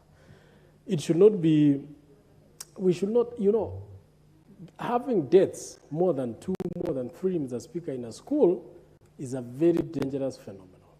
I think one of the most contributors to this particular situation, Mr. Speaker, is either water, which is contaminated, food, which is not properly cooked. And sometimes I remember, Mr. Speaker, there was a time when we woke up in the morning to realize that the tea we were taking had some dead cockroaches and not even cockroaches, dead rats inside, Mr. Speaker. You can imagine that. You can imagine how these students are, what these students are going through. And we need to have a very serious health people who check on what food these students are eating. Just like what the government does, Mr. Speaker, where we have the public health inspecting food which are sold in the butcheries or sold in the hotels. We should also have the same kind of personalities inspecting the food that are cooked in these particular schools, Mr. Speaker. You know, when you cook for a mass, large number of students, sometimes you just overlook some other things. You end up cooking rats and cockroaches, and some other stuff, Mr. Speaker, which I don't even want to mention. I just want to say we must put a very serious measures to ensure that whatever these students are eating in schools are properly inspected, and even the cooks who are cooking inside there should be people who have undergone a rigorous training on matters of food and cooking, Mr. Speaker. The other issue also is water, Mr. Speaker. Most of the water that are piped into these schools, Mr. Speaker, just like what I've heard from one of the members, is that there could be even some connection between that water and the sewage, so the sewer lines, so that these students drink very extremely contaminated water. The Speaker, I think we should take very serious measures against it. I also wish to talk about the accidents which have been happening along our roads, especially that are affecting our students. Speaker, that one we need to tell our drivers to be very, very careful. The Speaker, also when I left school, we had a very beautiful bus, but 2 years later, we were told the bus got an accident and it completely crashed to zero. Fortunately enough, there were no students in that bus. We need to retrain our drivers, especially those who are carrying our students, to be extremely careful. But most importantly, Mr. Speaker, let us pray for our children. There has been so many happenings around our children. Let us. Dr. James Nyikala, MP for Seme. Thank you, Mr. Speaker, for giving me this opportunity. Mr. Speaker, this is an extremely important issue we are discussing today. Cholera cases in 4 schools from different parts of the country. Typhoid in a school where 3 people have died. And in Butere, a known disease, but mostly diarrhea and vomiting. Mr. Speaker, why I say this is a national problem is not an incident that has occurred in one place.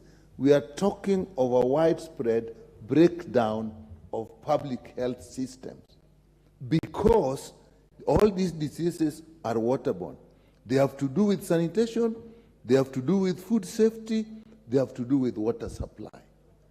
So it's across the board. So we are not talking for those schools. And Mr. Speaker, there are well laid down systems of inspection of public eating places. That is, schools are public eating places.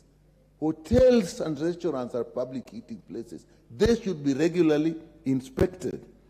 Should be regular inspection of places where food is sold, in markets, in butcheries. Mr. Speaker, we should ensure that water that is consumed publicly is safe. You may not know, but even Nairobi has a big problem with water. Nairobi is actually rationing water, which means we don't have enough water. And you have seen that people are actually buying water. When you buy water with these tanks, do you know the source of that water? So we are dealing with a very serious issues that we have here. Food handlers, whether they're in hotels, whether they're in schools, should be regularly examined and certified as disease-free. Mr. Speaker, are these things going on? And Mr. Speaker, worse still, when there's a disease outbreak in a community, in an institution, and we suspect or know that this is an infectious disease that can spread. Rule number one, you don't close the place and then send these people away to spread the disease across the country. Now, in the case where Honorable Ngara was talking about, the kids were sent away. In Mukumu, the kids were sent away. So it's not just it. We have a problem, a national problem of public health. A mistake was made in one part of the country, a similar mistake is made in another part of the country. We are all not safe. So I think we must call upon the national government to collaborate with the county governments. I know there must be an issue there on who is in charge. Disease surveillance at the national level, I know that is where it belongs, to monitor across the country. Typhoid is a reportable disease. Cholera is a reportable disease. If one is reported somewhere, action should be taken. Where did it come from? Have this been done? So, Mr. Speaker, I think we have a national problem that we must address. There must be collaboration between the national government and the county government, research institutions, so that there is safety, food safety across the country, water safety across the country, safety in the market, safety in the restaurant. This, we have no option. So I thank Honorable Member for bringing this matter in. But I must call upon the Ministry of Health to support the county governments. They may not have this capacity, and I think there may be still an issue of who holds responsibility, county government or national government, when we are talking of public health in local places. It does not matter. The responsibility will still lie with the Ministry of Health. And the county governments must be willing and seek help at the first instance of an outbreak of a disease. With that, Mr. Speaker, I support this motion of adjournment and call upon the government to actually come out, the national government and the county government, to ensure our safety and the safety of our children. Thank you, Mr. Speaker. Thank you very much. Is the Chair Education Committee in the House? Yes, yes. As the Health Ministry reported to you what killed our girls in Mukumu girls. Yes, thank you. Please make your contributions as you thank you. Respond to thank you, Honorable Speaker. Honorable Speaker, I rise to support this adjournment motion. Honorable Speaker, as you rightly directed, they have not actually reported to our committee, and we have actually asked the CS and the PS to really give us a detailed report of what happened on the issue of Mukumu girls, Butere girls, and other schools across the country. But, Honorable Speaker, I rise because this is a very, very important motion for this House and for this country. It puts a wake-up call to two ministries, the Ministry of Public Health and Medical Services and the Ministry of Education. Honorable Speaker, this age and time when you have cholera in our institutions is quite disturbing. It's actually a case of negligence. And I think members of the public, members of parliament who are here will get to know that cholera is a case of that, it is a case of poor hygiene, it is a case of poor handling.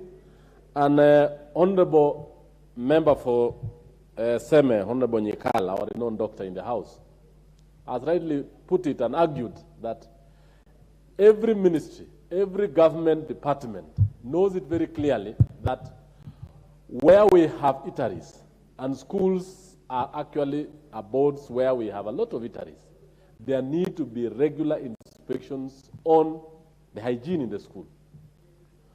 Who slept on the job, and why this has actually cost the life of 3 or 4 girls, several students, is quite not good, Honorable Speaker. I just want to say this, that schools and institutions for the last 5 years has been receiving hundreds of thousands of students in what we call 100% transition. The 100% transition has stretched our institutions beyond limit. Honorable Speaker, if you go across the country today, you look that over the weekend I was in one of our top girls' schools in my county. And the principal and everybody was saying they have converted the libraries, the labs to be dormitories. Every other open space, so that actually the government can actually hold on to the 100% transition. It means that the issue that we have at Mukumu and the other institutions is actually a tip of the iceberg. We have a serious problem. And the government needs to wake up, needs to fund these schools, or we need to agree and say we cannot take more students in. For the sake of their lives, for the sake of their health, and for the sake of the future generations. Instead of cramming them in this what we call schools, to an extent that now most of these institutions are time bomb for our institutions, for our children.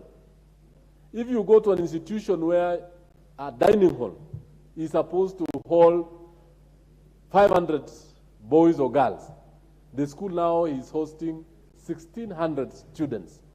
Where will they eat? What kind of cooking facilities are they having? And I think it was in the public domain when you saw the kind of kitchen that was in that particular school. It was a kitchen built in the 60s, in the 70s, and actually this is something that we need to cover. So, Honorable Speaker, I want to say this, that as a Committee of Education, we have actually, the ministry needs to come out very clearly to cap this issue. And the Ministry of Health, when we are told there was a known disease in Butere, it's quite not convincing with this day and age of research, science, and all these others.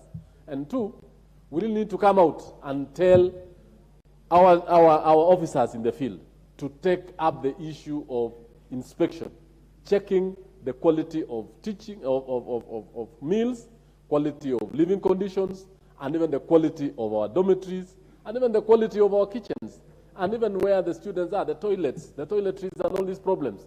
These are actually a serious problem. We really need to take it up, and I want to say it is actually very, very... I would have added you a minute or two if you had requested for as Chair for Education, but we thank you for your contribution because you've concluded. Where is the Honorable John Kaguchia, the MP for Mkurueni? Thank you, Honorable Chair. I want to appreciate that once again I get your attention this afternoon or this evening. The last time I had your attention, I also had your interrogation. I hope today I will not be interrogated by the Chair.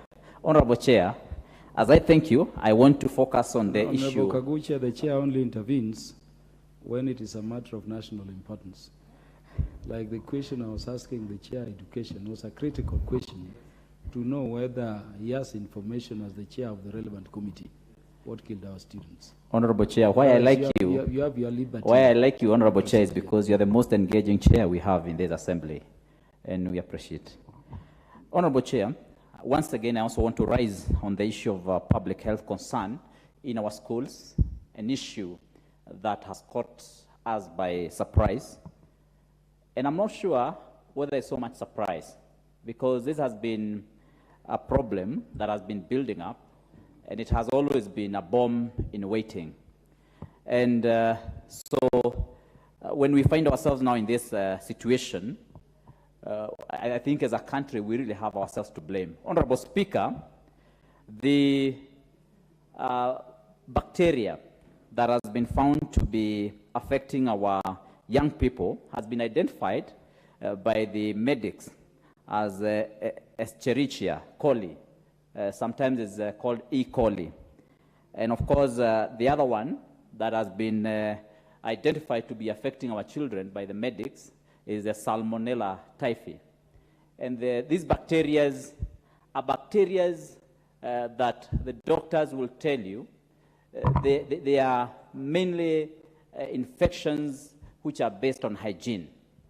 I had a discussion earlier on with the honorable member here about the typhoid and cholera outbreaks These are diseases that are generally and are known to be third world diseases and infections. They are infections that are affecting our children because of hygienic conditions that they are living in schools. Honorable Speaker, as we are saying this, I want to call your attention to the many policies that we have had in this country that deal with the issue of public health in our schools. We have had the National Schools Health Policy that was developed in the Ministry of Public Health and Ministry of Education before. We have had a Kenya Comprehensive School Health Policy that has also been developed. Honorable Speaker, as recent as 2018, we had another school health policy that was also developed by the Ministry of Health and the Ministry of Education. And all these policies that we have developed have generally not been implemented in our schools. And for that reason, we find ourselves in a situation where our students are suffering because of errors of commission and omission by our administrators and even by ourselves. Honorable Speaker, we might speak about deaths in schools as if it's something which is far-fetched or which is very far from us. Honorable Speaker, without giving much details, I know that we have also had members of parliament in this house in the recent times admitted in hospital with cholera infections. That is a fact, and that has happened recently. Honorable Speaker, we are talking about the students, but even in this house, we are affected. Why are we affected? Issues of sanitation. Sometimes we may blame the problems of congestion in our schools, infrastructure in our schools, but some of these issues are coming because of not following laid down procedures and codes of operations, especially when it comes to the issue of health. And that has been a big problem. Honorable Speaker, we have the school health inspectorates that is supposed to be conducted by the Ministry of Health, and this has also now been domiciled in our county government. Are they doing their work? Honorable Speaker, the answer is no. We no longer have these inspections. We no longer have the impromptu inspections in our schools, and this department is like it has died a natural death. And even when we have these inspections, what happens? The inspectors who go to the schools have their hands greased to look the other way, even when they find that issues of sanitation, issues of hygiene are not carefully taken care of. Honorable Speaker, it's high time as an assembly we took action. We ensured that there is implementation, enforcement of these rules, enforcement of our health and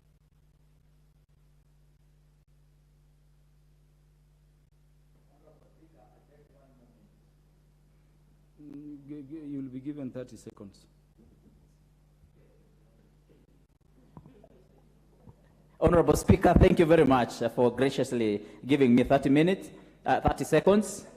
And I want to urge this National Assembly to, through the ministry of, or through our committee, the Health Committee and the Education Committee, to do a proper investigation of this case and a proper investigation of the policies that have already been developed in this country. Because we don't need to develop new policies because we already have policies. We have laws, we have the Act. Honorable Speaker, let us have a report in this House which is going to be done by the Committee of Education and Committee of Health, the Health Committee, giving proper report on what is being done and what should be done in our schools so that we can avert these deaths. Honorable Speaker, our children are dying, not only from hygienic problems, from accidents, from mental health issues, a lot of suicides now happening in schools, and a lot of from corporal punishment in schools. Honorable Speaker, we can't watch our children die in schools as we sit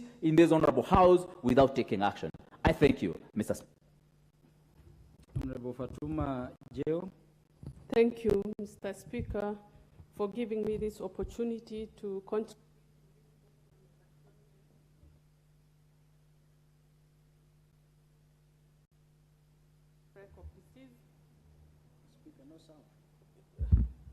Is this better? Thank you, Mr. Speaker, for giving me this opportunity to contribute to this motion of adjournment to discuss matter of national importance. and the matter in this case is outbreak of disease in our schools. First, Mr. Speaker, I would like to pass my condolences to the parents who lost their kids in school. Mr. Speaker, all of us are parents here. And for 1 minute, everyone here, I would like them to just imagine taking your kids to school when the term starts and just be called to come and collect their bodies. It's really sad. It's not something we can think of. And in that regard, I really want to take this opportunity to ask the CS Health, together with the Education CS, to actually tell us what happened in these schools. Today we are talking of 4 or 5 schools, Mr. Speaker. Within no time, we'll be talking of all the schools in this country. I am saying that, Mr. Speaker, because all of us schooled within the boundaries of Kenya, and we know all the issues that have been discussed here. People talked of uncooked food. Everyone knows how many times we ate those uncooked githeris in high school, Mr. Speaker. Is that Honorable Millie Odhiambo? Oh, sorry, she's left the house. Okay, Mr. Speaker, we talked of contaminated water, and I heard you asking the other member whether it was confirmed. I want to tell you, Mr. Speaker, with no iota of doubt, that the water the school-going kids take are contaminated. We all went through those. The food handlers, Mr. Speaker, we know the kind of shoes they wore. We know the kind of coats they wore, Mr. Speaker. And it's not once or twice that we ate tea and the food that was cooked with cockroaches, Mr. Speaker. Mr. Speaker, we talked of sanitation. If we were just to sample a school near this parliament today, there is no doubt that we will find that. Poor sanitation. Mr. Speaker, all the schools in this country, when we go, there's a nurse, there's a health sector, we are told, and then there's a small, one nurse that sits somewhere, Mr. Speaker. I want to tell the CS Health to upgrade the nurse or the health centers they give to high schools. It's not enough. They only bring Panadols, and that is old. This death, if we had proper health centers in the secondary schools, I can assure you we could have avoided. Mr. Speaker, they say prevention is better than cure. There's no point of the CS visiting those schools and coming back at the end of the day. What have they done, Mr. Speaker? We want a report on what happened, what has been done. I don't know whether it will be right to tell them in the next 1 week, Mr. Speaker. We have lost over 5, and we cannot stand here to lose more kids. As a parent, it's devastating, and I support this motion, Mr. Speaker. Thank you. Thank you, Honorable Fatuma Jeo. The Member of Parliament for Elgeyo Marakwet County, the Honorable Milichei Caroline. Thank you, Mr. Speaker, for granting me this opportunity. First, let me thank the Member of Parliament for bringing the motion of adjournment. Mr. Speaker, we are sad because when children suffer, it means that those with the responsibility of taking care of them have absconded their responsibility in one way or another. Mr. Speaker, lately we've had issues, so many issues, and even I appreciate and I thank God because they are closing school and they are just closing school.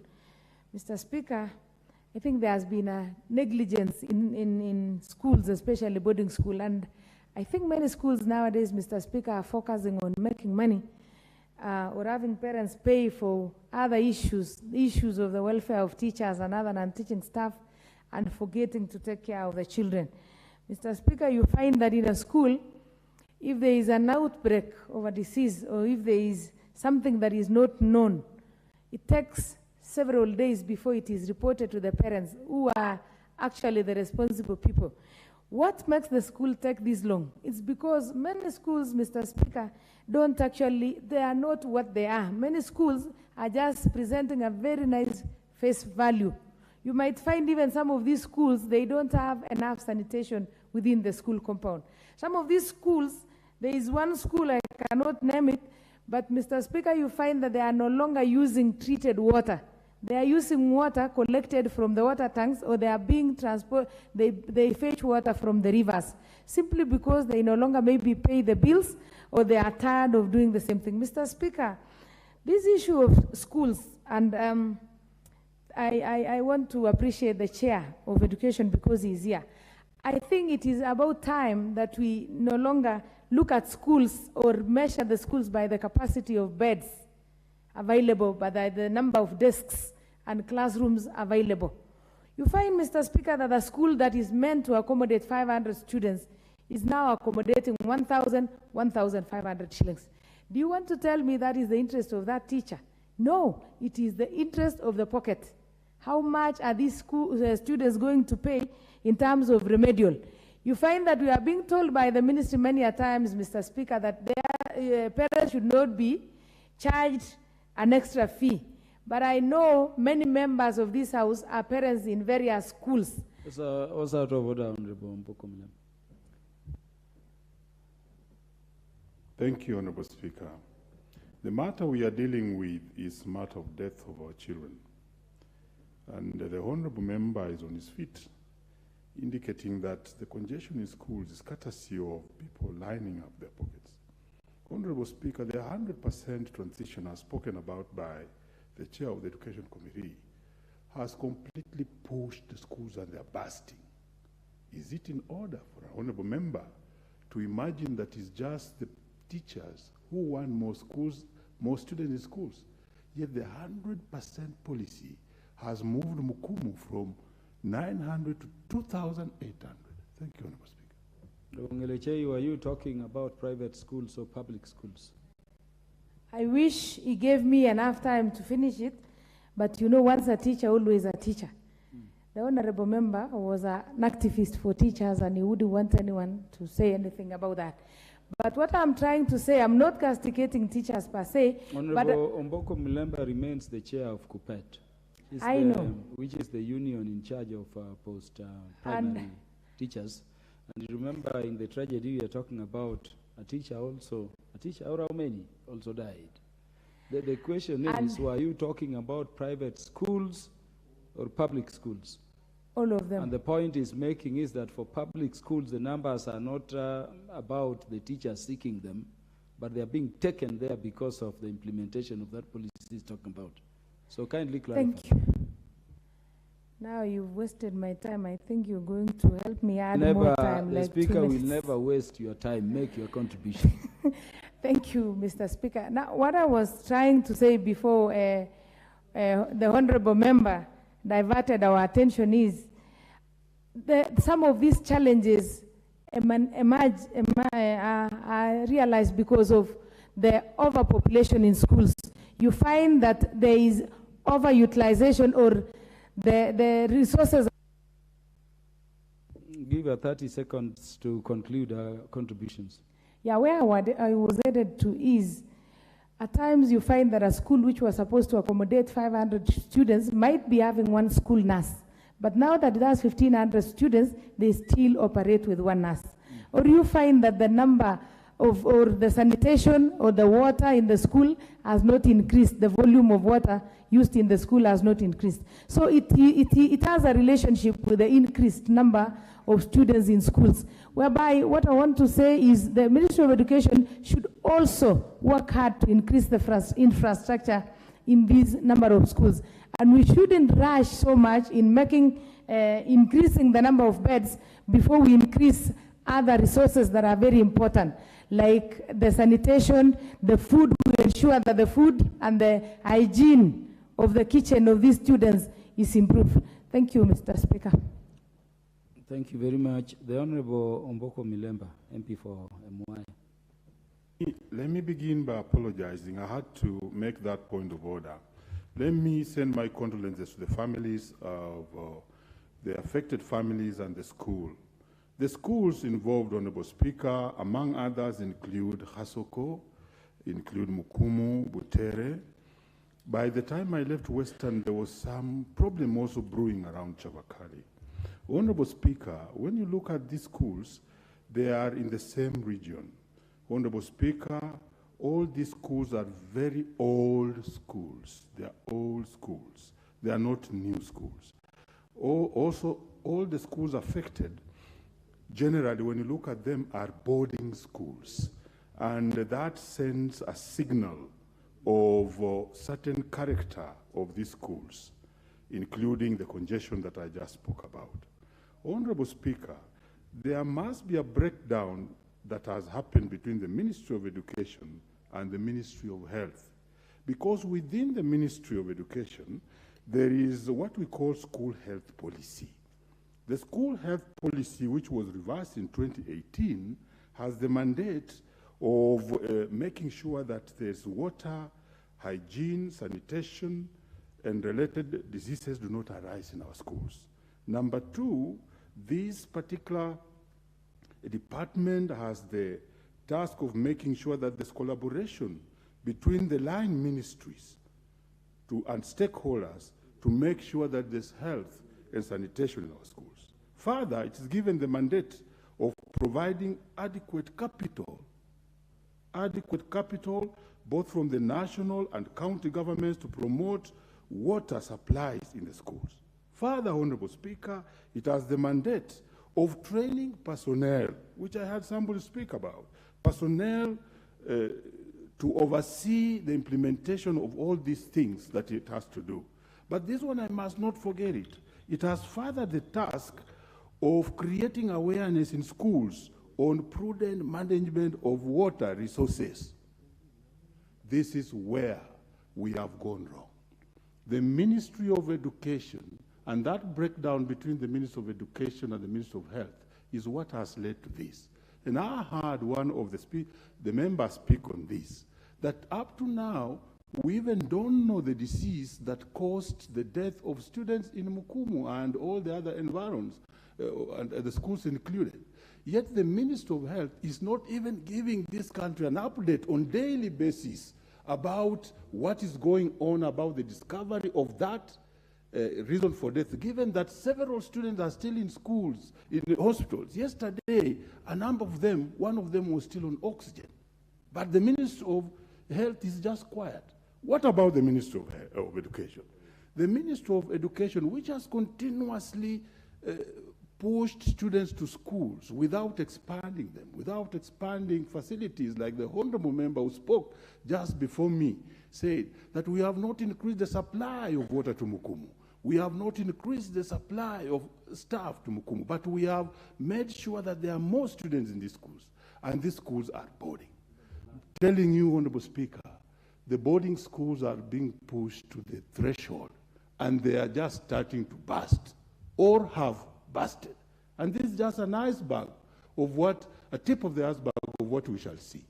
It's high time that the chairman of Education Committee seated here, you call the Minister for Education and any other stakeholder, even if it's the Minister of Health, so that they may give a proper report. You don't intervene after the death of students by rushing to a school and sacking the board and the head. The head teacher who was sacked is a teacher of literature and English, and she can only use this to interpret what happened in the book that we also teach in literature about Enemy of the People, where there's a Dr. Stockman who realizes there's dirt in water but people cannot see. So that head who was sacked, there was no need of sacking him. There was no need of harassing the board, because the real problem lies with the Minister of Education and the Minister of Health. In fact, they should restate that principle and go for the real reason why we are losing our students. Finally, Honorable Speaker, the boarding schools menace must be addressed, because we shall continue having these challenges, and they arise from the boarding schools, which are congested And we need to actually decongest those schools.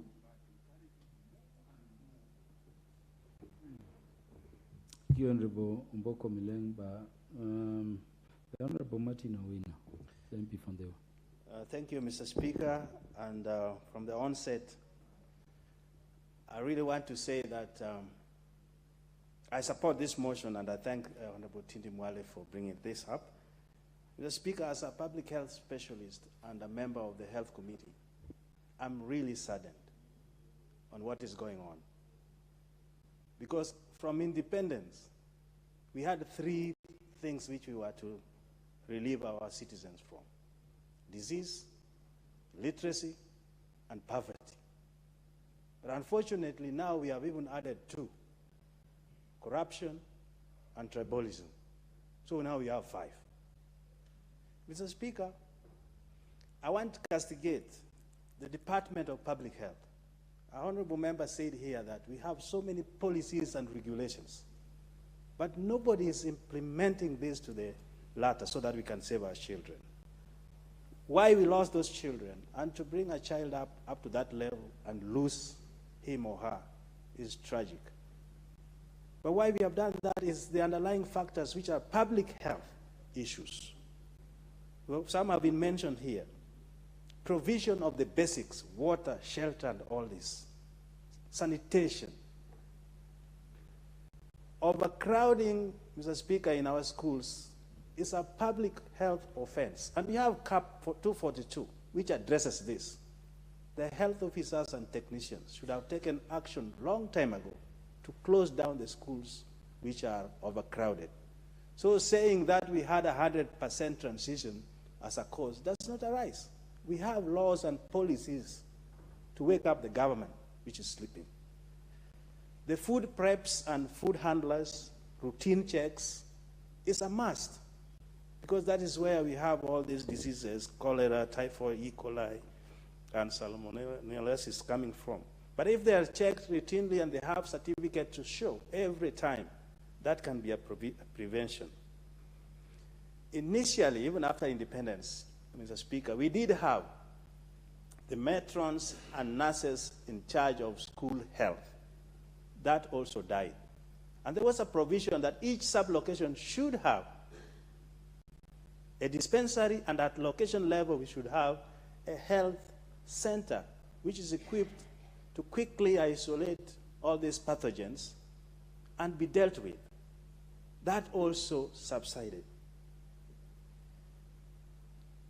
I appeal to our county government health department, even as we close the schools now, Honorable Mboko Malemba, these kids being released to the community should be screened, because if it doesn't, they will transfer all these pathogens to their families and fellow children.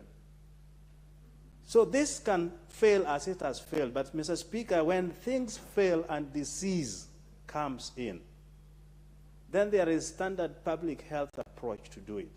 Number 1, immediate response, which also brings in the Ministry of Roads to ease evacuation. All our schools must be connected with better roads if evacuation is reached. Number 2, in medicine, there's a language which says, even if you are doing triaging, you have to stable a patient. You don't close the school and release them to transfer pathogens to other areas. You stable the patient. You go in, even if it means you have to put a field hospital, you have to do it. That did not happen. So county government should be responsible. The national government should be responsible for disease surveillance so that we can know the trend of diseases and warn the entities accordingly. Lastly, education does not, this disease does not affect only the medical part of it. There's also education outcome. How about those kids who are traumatized because the loss of the others? The PTSD. When they come, their score will be low. So we are dealing here with a crisis. My time is gone, but I think the Ministry of Health and the county government is called to action. And as a member of Committee of Health, I think with education we need to have intersectoral kind of arrangement and address this. Thank you, Chair. Thank you, Honorable Martin Oino Peters. Honorable Beatrice Kemei, Member of Parliament for Kericho. Yeah, thank you, Mr. Speaker, for giving me this chance to contribute and support the motion of adjournment to discuss this very important issue that is concerning education sector and more so our children in schools. Mr. Speaker, I want to thank the honorable member who actually came with this motion. To start with, Mr. Speaker, it is very sad. I want to join the members of this National Assembly. I also want to join other people and especially the teachers, parents, to mourn the students we lost, the teacher who was actually lost, whom we lost in line of duty. It is very sad, very, very unfortunate. Having been a teacher and in this sector for 20 years, I feel and I empathize with the teaching fraternity for the same. So may I convey my message of condolence to the bereaved families. Mr. Speaker, the cause of death of these dear students and the teacher, which when we come around, we are like, is it contaminated food? Is it the water? Is it actually something that is unknown? I want us to have it, no, I want us to take this one seriously, that the Ministry of Education, together with the Ministry of Health, and especially public health, should actually come out very strong and let us have the report on the real cause. It has taken very long, 2 weeks down the line, and we're just waiting and wondering what the cause is. And it has been rightly put by the Chair Education and the other members. We are waiting for this report about the cause of these deaths. But however, from the reports, the primary reports, contaminated water, contaminated food, being the cause, should actually be prevented. Mr. Speaker, as it has been put very clearly, the infrastructural facilities in our schools are so much fixed. We appreciate the Ministry of Education, the 100% transition. It has positive impact on our students, on our society. But the impact, the negative impact on our infrastructure is what is one of the causes of this, and contamination of food and even sanitation, Mr. Speaker. I'm very particular with sanitation, and more importantly, when it comes to girls. I'm just trying to comprehend even where they dispose their sanitary, their used parts. So, Mr. Speaker, the ministries should still go back and look at the way this sanitation is used. We have what we call the quality assurance officers. I don't know how many times they go around the schools to check on the nature of the schools, to check on the state of the schools. This is a wake-up call. It is not only affecting those specific schools in Kakamega, but it is affecting all of us. So the ministry should come out very, very strong. And Mr. Speaker, I would also ask all of us parents that as the children come home, they have closed school, I still feel that we can do some deworming on them, be taken for checkup and maybe screening so that the issues of the same can actually be sorted. Accidents is a problem that we've just had. I plead with the road users to be careful, and especially with our children. And I ask the school administration, especially the teachers, to not to delay whenever there's an issue in school, and especially when it comes to the case.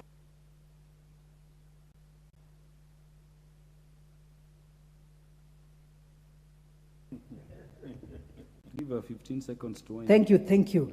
Mr. Speaker, I was just putting across this point that the principals and the teachers should not also downplay the issues of health. Sometimes we imagine that students are faking the sickness because they want to be in the sick pay or they want to go home. So that is why sometimes the teachers take long to act. I ask them not to take chances because this is serious. It is a matter of life and death, and when it happens, it is the teachers, it is the parents who feel the pain. Thank you. The Member of Parliament for the Dagoretti North. Chance passed. The Honorable Dr. Naomi Wako, Member of Parliament for Marsabit County and Deputy Majority Leader.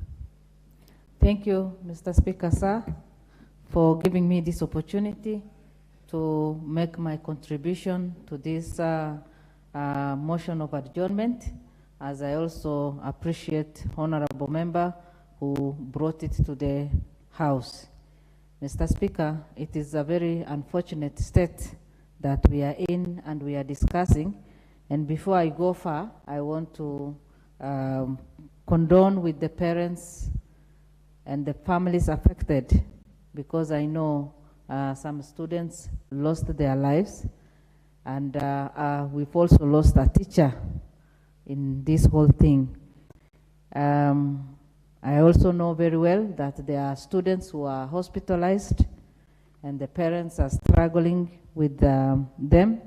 And so we wish them quick recovery, as we also condone with the parents who lost their loved ones.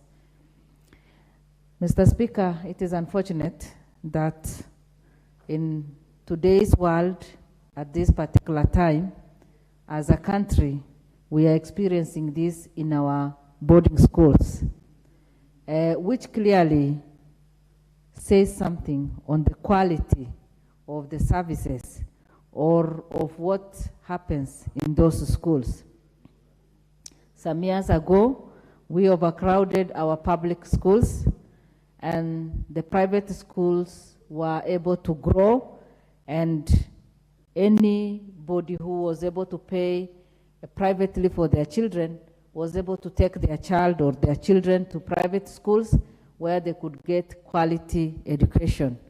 And unfortunately, our public schools remained crowded and with poor facility, teachers not even motivated, and the standard of performance and everything came down.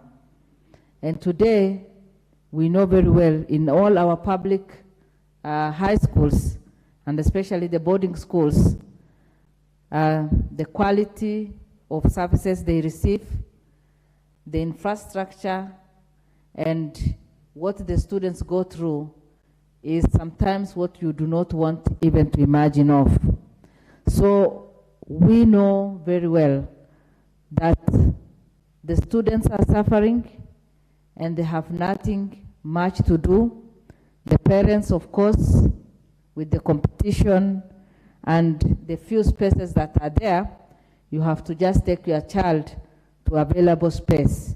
And so it is unfortunate that we are talking about this today, and I urge the Ministry of Education to give this proper attention as it deserves and see how best we can improve. The students are going home. For the next 2 weeks, the schools will be closed. And while they are at home, it is high time for the management and the ministry to see how best the facilities can be improved. And when we were growing up, the public health used to do the inspection of all the schools. It is high time for that to be done. You know, these days people practice corruption everywhere, and sometimes they can even do fake reports without visiting the schools.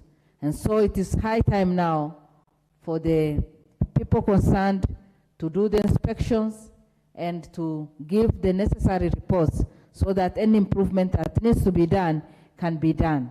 Again, the cooks and those people who are serving our students in boarding schools should go also for medical checkups so that they can be in good health to serve our children.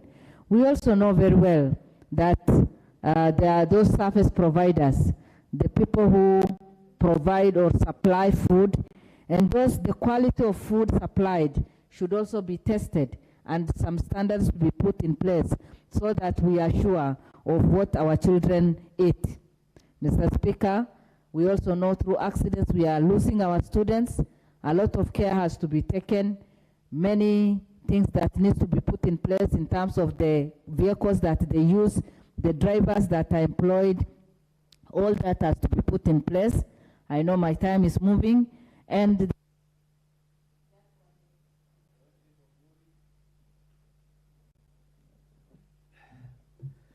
I want to thank you, Mr. Speaker, for this opportunity.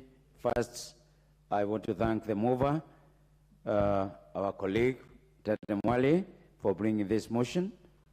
And at the same time, I want to send my sincere condolences to all the parents and the schools and the classmates of all the children who are passed on. Mr. Speaker, I'm not going to spend a lot of time. I just want to ask a question, but I don't need an answer, is who is to blame? Mr. Speaker, we have spoken about the relationship between the Minister of Education and the Minister of Health. But I think there is also another problem that we are having, and that's where the teachers are falling victim of these failures. There is a problem of school management because there's a tug of war between the ministry and the TSC. Mr. Speaker, you know a long time you used to have school inspectors, which was a team from the Minister of Health and also from the Minister of Education. This inspectorate unit died off and nobody seemed to have taken care of. Mr. Speaker, when we talk about negligence, there is a war between the teachers, the principal, or the entity teacher, and the Minister of Education. The Minister of Education is in charge of management of the school. Whenever they point out there is a problem in the schools, what normally happens is the TSC comes with the defense of the teacher and vice versa. And that's where the problem starts, Mr. Speaker. I want to say this. We have spoken about sanitation. It's very unfortunate to note that a lot of washrooms for our schools are still the pit latrines in this era. So what do you expect? Percolation of water from the toilet to the mainstream supply of water, either on the streams or where the pipes are broken. Mr. Speaker, I want to say this. We need a lot of fumigation for our schools. We saw a lot of fumigation taking place during the COVID times, and it died off. And that's where we started now losing some fight against some diseases. Mr. Speaker, we need a continuous medical examination for our children, the teachers, and the support staff. This is very important if we are to arrest the situation as it is right now. Mr. Speaker, we need more money put in to our education institutions.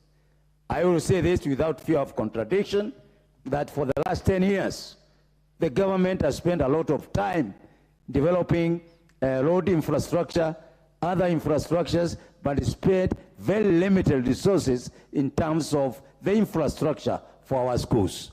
And at this point, I would like to say this. It's the high time that some schools are divided into different sub-schools within the same institution, such that we don't strain only one person managing, trained and managing 200 or 500 students. But now you have increased the number to 1,500. It is very unfair to target that principal or that teacher. We need to look at the capacity of this person in a crowded environment. What are we doing? What are we saying? we are letting the school management down as a government. And we must come up with a policy to see every principal or any teacher must manage up to this number of pupils or students. Mr. Speaker, I think it is also not good to continue bashing our teachers. I propose that we have mobile clinics for every sub-county to take care of our medical requirement for our pupils. I also say this, we allow the registration of more schools. I think it is very important. We have been preventing from building more schools, and it is now becoming a problem. Mr. Speaker, you realize that we have no even sporting facilities. We are having children crowding classrooms. They have no ventilation. These people have no space to go and play and enjoy themselves and build up their bodies. So we are dealing with a not very healthy population of pupils and students.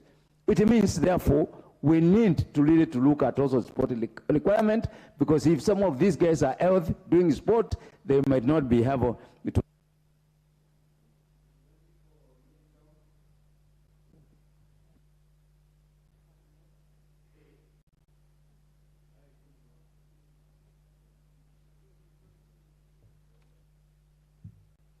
Thank you, Mr. Speaker, for this opportunity.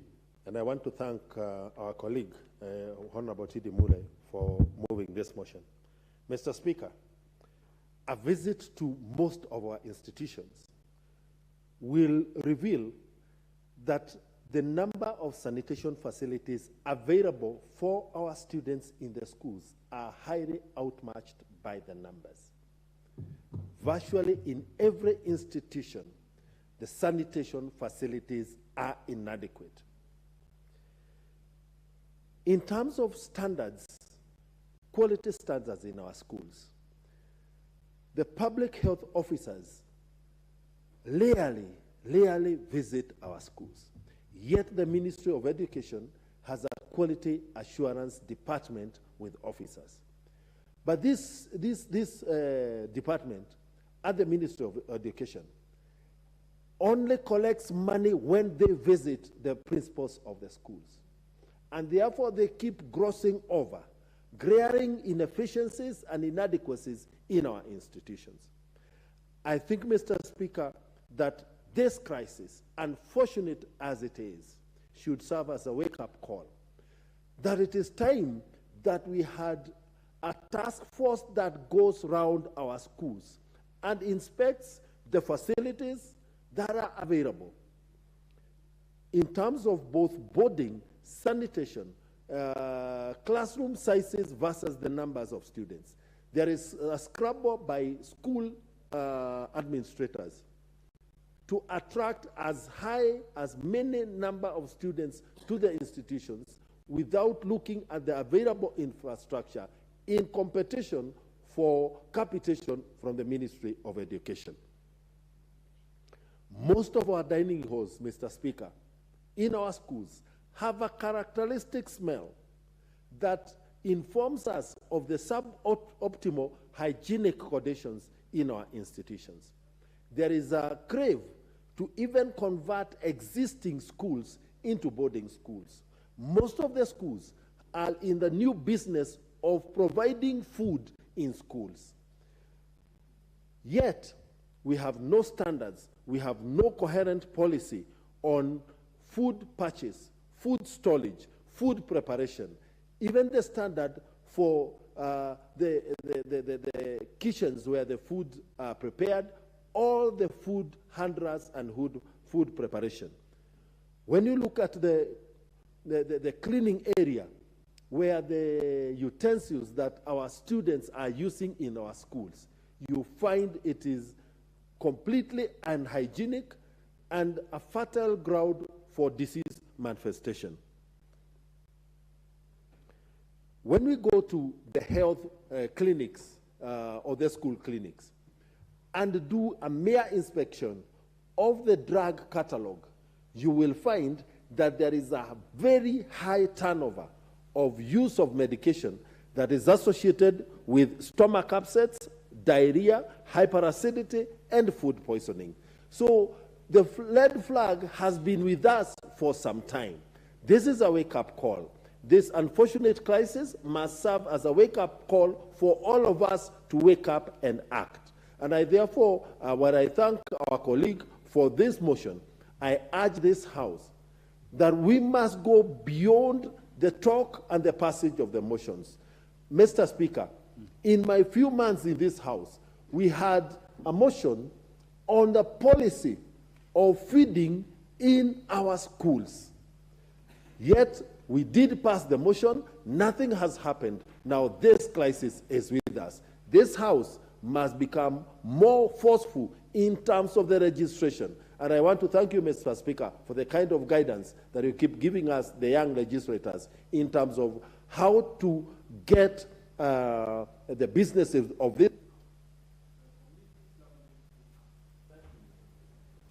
The Member of Parliament for Samburu East, the Honorable Jackson de Commentary. Thank you, Honorable Speaker, for this chance. I want to, first of all, to condole with the families of the students we have lost, and even the teacher.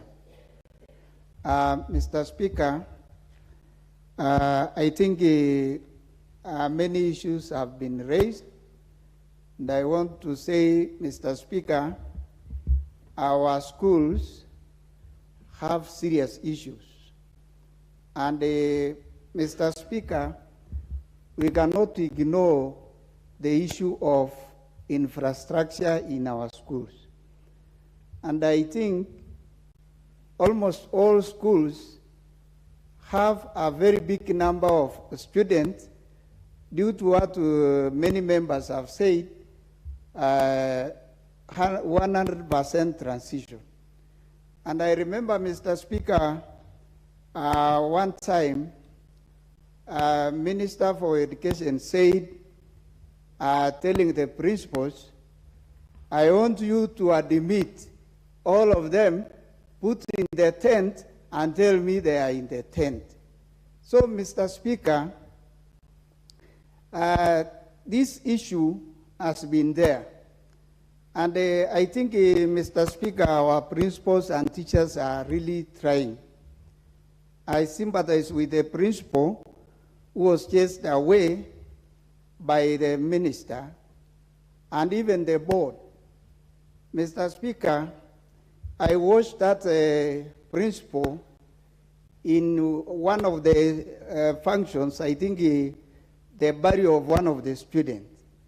And the principal was saying, if it could have been possible for me to give my life to my daughters, I could have given.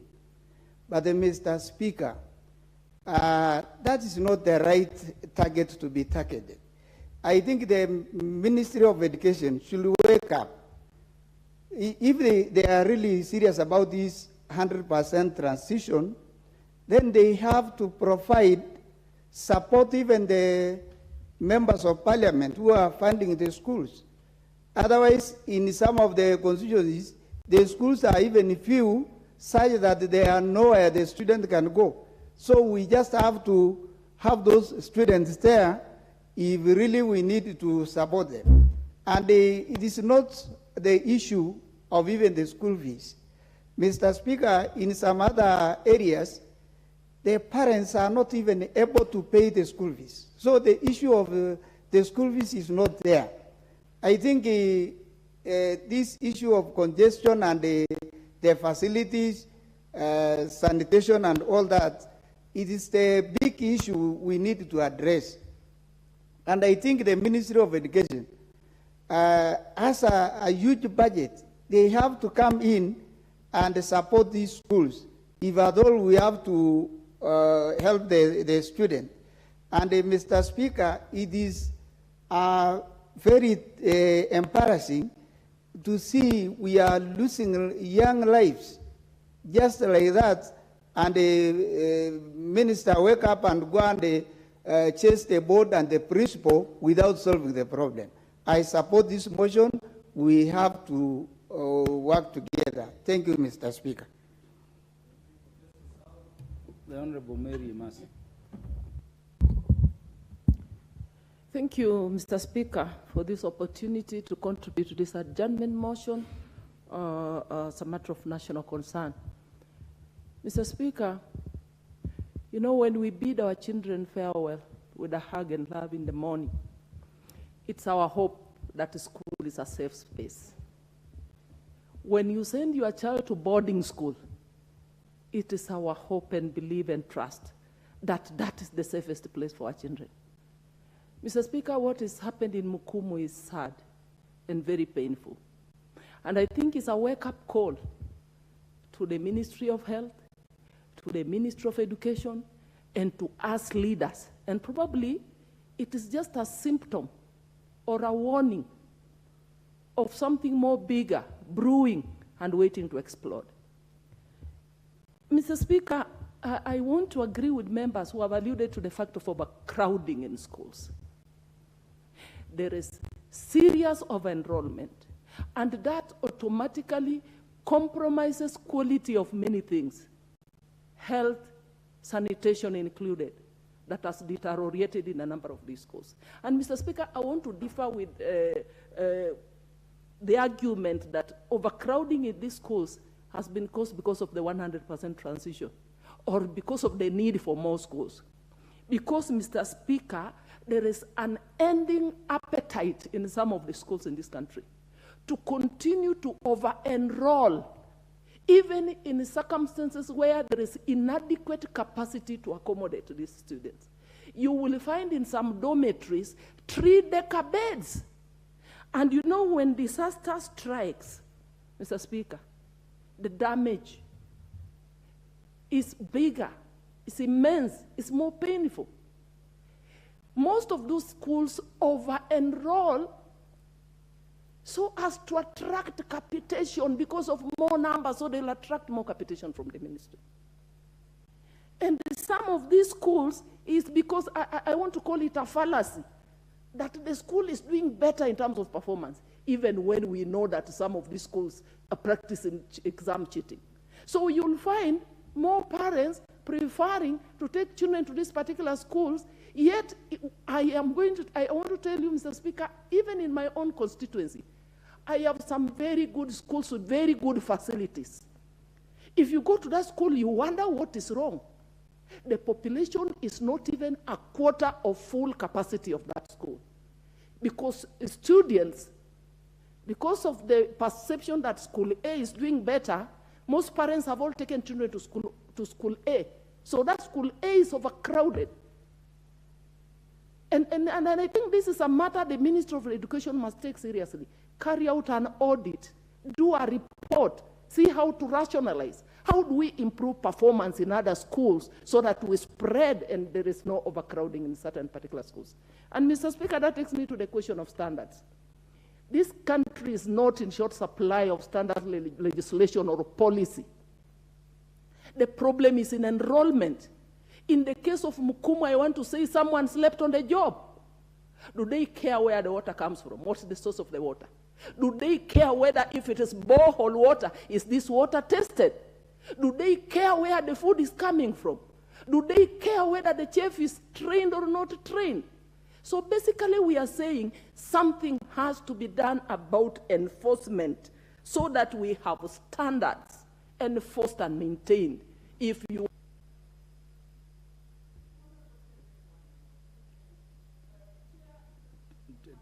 10 seconds. 10 seconds. We have so many members waiting to contribute. Members contributing or having the chance, I would request to use even less than the time you are given. Thank you, Mr. Speaker. To conclude, Mr. Speaker, this takes me to the issue of the hospitals. How well equipped are our hospitals? How prepared are our hospitals to deal with issues of calamities, issues of emergencies like what happened in Mukumu? Because if these matters were, if the issues were addressed fast enough, we would have saved the lives of these children in Mukumu. So again, the Minister of Health should ensure that in every sub-county or near schools, we have one hospital that is well equipped with the nurses, with the medicine, with laboratory, so that in the future we are able to prevent or to address these issues with the urgency that it deserves. Thank you, Mr. Speaker, for the... Thank you. Members, if you can, please use less than 3 minutes. The Honorable Dorothy Kiara.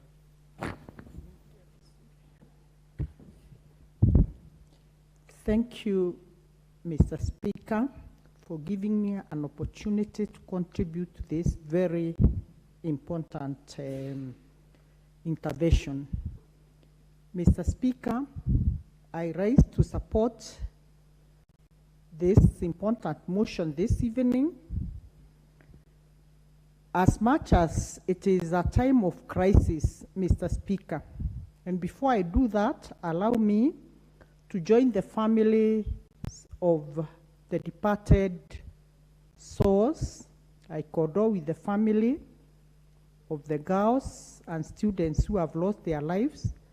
I too join the family of the teacher who lost her life in line of duty.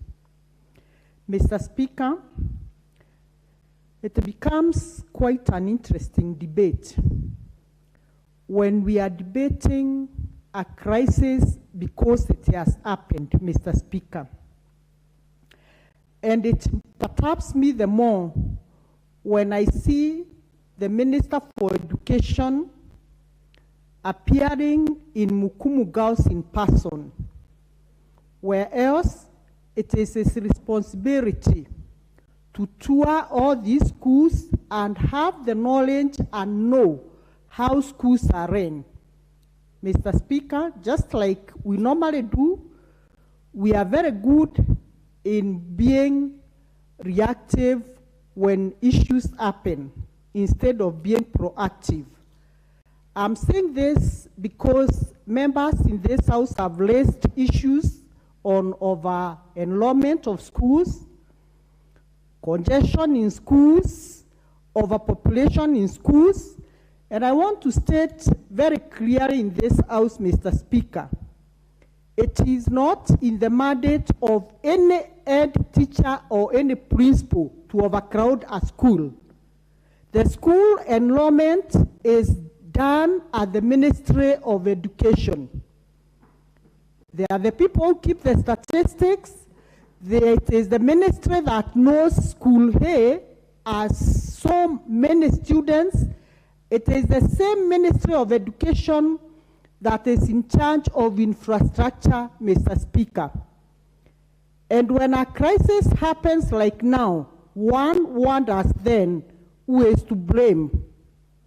Mr. Speaker, sir, it is unfortunate that we are talking when we still have students who are in hospital and maybe struggling and fighting for their life. It's very unfortunate. But I want to be told, what is the Minister for Education doing other than saying, I have sacked a principal? What is the Minister of Education doing now that schools will close in 2 weeks' time? What measures is he putting in place to ensure that all schools are safe come January? Mr. Speaker, we even have programs through the Ministry of Health where all people can be immunized against certain diseases. For example, cholera, Mr. Speaker. There is a jab for cholera. I should imagine the CS Education as at now should be looking for the Ministry of Health so that all students are immunized against cholera before schools open, because I'm sure we can't be able to do infrastructure in the coming 2 weeks. Mr. Speaker, I want to support. Member of Parliament for Taita Taveta, the Honorable Lydia Mzigi. Thank you, Honorable Chair, for also giving me an opportunity to add my voice in this very important adjournment motion. And Honorable Chair, I also want to appreciate Honorable Tindi for bringing such a motion. And I want to begin by also sending my condolences to the family and friends of the departed souls. Mr. Speaker, it is very unfortunate that as a country we are in such a sad state of affair, a very sad state of affair, that, Mr. Speaker, you can send your child to school to learn and they come back in coffins. Mr. Speaker, it is very, very scary. It is worrying. And the parents of in Kenya are worried about such kind of a situation. A lot has been said, Mr. Speaker. We have heard of food poisoning. We have also heard of water. We have heard of a lot has been said regarding this case, sanitation and stuff like that. But Mr. Speaker, we have policies. We have policies on matters sanitation. We have policies on matters hygiene in our school. And the biggest problem that we have is implementation. If we can, all the policies can be implemented. Therefore, Mr. Speaker, such kind of situations can be avoided in our schools. Today, we are speaking of 2, 3, 4 schools. But this situation can escalate, Mr. Speaker, if we are not careful, if we are not making the necessary follow-ups to what is supposed to be done to our schools. Mr. Speaker, we used to have frequent inspections when we were in school. We used to see different inspections taking place in our schools. What happened to those inspections? Where did they disappear to? There are people who are sleeping on the job, Mr. Speaker, and they need to wake up from that slumber land. We cannot, as a country, continue to lose our students in school because of people who are not doing their job. So, Mr. Speaker, I really appreciate that Honorable Tindi has brought this motion of adjournment so that we can discuss such kind of a situation, so that, Mr. Speaker, as the school closes, we want to see action. We want to see our schools being cleaned, being inspected. We want to see the Ministry of Health. We want to see the Ministry of Education moving with speed to making sure that our schools are safe for our children. Thank you, Mr. Speaker, for this opportunity to add my voice on this. Honorable John Waluke. Thank you, Mr. Speaker, for giving me a chance also to contribute on this. First, I want to thank Honorable Tindi Mwale for bringing up this matter, this motion. I rise to support it, Mr. Speaker, that officers, health officers, Mr. Speaker, are sleeping on their job, because as we speak, even today, Mr. Speaker, they have not told the nation, the country, about the problem that really affected those schools, Mr. Speaker. Before I continue, Mr. Speaker, I want to pass my condolence to the families that were affected. Sorry for that, losing their loved ones, Mr. Speaker.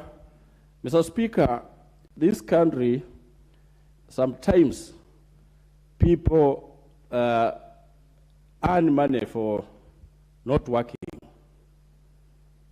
The Minister for Health, as we speak, Mr. Speaker, she needs to consolidate or to mobilize all doctors in this country, Mr. Speaker, to visit the 7 schools, Mr. Speaker, that has been mentioned adversely about this disease, although they have not mentioned exactly the disease itself. Mr. Speaker, that is to show weakness about maybe our officers, health officers or public health officers, Mr. Speaker, who are concerned. Mr. Speaker, when something like this happens, the country takes so long to tell or to announce to its citizens to know a problem like this one. Rather than closing up the school, Mr. Speaker, means we are taking diseases all over the country, because these students come from all over the counties, all over the countries, the country, Mr. Speaker. They need to treat them.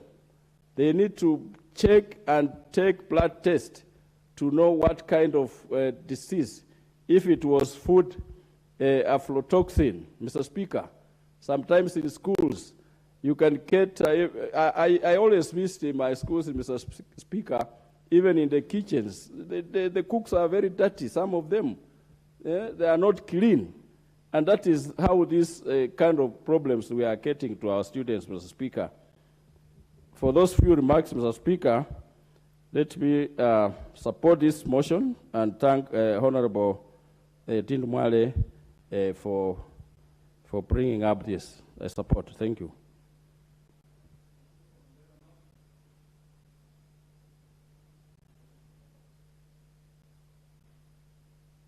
For West Mugirango, the Honorable Stephen Mugaka. Thank you so much, Mr. Speaker, for this opportunity. I thank Honorable Tindi Mwale for moving this very important adjournment motion. And I join my colleagues in paying tribute to the departed young souls and educators at Mukumu and the rest of Mulembe Nation. Mr. Speaker, this is a very emotive moment. When a parent takes a child to school, that is their investment, that is their future. And a disaster of this magnitude striking at a public school, I think is a wake-up call for all of us citizens, particularly those of us in leadership, because education is the core business of a parliamentarian. And therefore, instead of the blame game, and I do thank the Minister or the CS for Education for flying there, and I distance myself from those colleagues of mine who are vilifying the CS of Education who is not a medic. Our children did not die of an overdose of education, but because of the substances they took with their mouths, and therefore it is a health issue rather than an education issue. And therefore, we really must be worried as a nation if 2 weeks later we do not have a diagnosis or a pathological report showing us the cause of death of our angels at Mukumu. And who knows, because it started with one school, is spreading to others, and it can end up being a national disaster. Thank God the schools are just closing, but that is not a panacea. As a nation, we should be able to use flying doctors and send the best medics in town to go and establish the root cause of that problem and be able to proactively manage it before it finishes a whole generation. And on behalf of the people of West Mugirango, I want to condole with the parents who have lost their children. I want to condole with the teachers. My father was one, because we have lost one of them in the course of this problem. And truly, this is not a moment to blame one another, but a moment to sit, reflect, find solutions, and save our children. I thank you, Mr. Speaker. Asante, Bwana Spika. Mimi nitasema kwa uchache sana. Mheshimiwa Spika, kwanza nitoe pole zangu kwa familia zilizopoteza wanafunzi wale na mwalimu ambaye pia tulimpoteza. Mheshimiwa Spika, mimi kama mzazi nataka tu niseme kwamba serikali ina jukumu kubwa la kuchunga watoto wetu wakiwa shule. Haitakuwa vyema, Mheshimiwa Spika, wakati wa mitihani tunaona mawaziri wanakimbia kila mahali, wanaenda wakifuatilia mitihani isiibiwe ama isifanyike vibaya. Lakini Mheshimiwa Spika, swala hili la afya lazima serikali ilivalie njuga na iangalie kwamba mawaziri ambao wanahusika, waziri wa afya na waziri wa elimu, watembee shule zetu zote, wakaangazie vipi wanafunzi wetu wanaishi katika mabweni na katika shule zetu, kuangalia vipi wako na facilities za kutosha ili janga kama hili lisitokee tena. Mheshimiwa Spika, nikimaliza, tumepoteza watoto wetu kwa ajali za barabarani, tumepoteza watu wetu wengi kwa ajali, kwa mambo tofauti. Tunakataa shetani huyu wa kupoteza watoto wakiwa mashuleni. Kwa hivyo Mheshimiwa Spika, serikali lazima itupatie baada ya mswada huu itupatie ripoti kamili. Je, shule zetu ziko vipi? Na kushukuru Mheshimiwa Spika. Thank you so much, Honorable Speaker. Allow me, on behalf of the great people of Rangwe, to empathize and condole with the families who've lost their beloved ones by way of our children and our teacher. It takes so much to train only one teacher. The country puts on so much to train a teacher. Teachers make us who we are. When we lose them by the food they eat, it is really very painful. I ought to have contributed to this matter, Honorable Speaker, as a food scientist, because this is entirely food science, and it entails concepts of food safety management systems.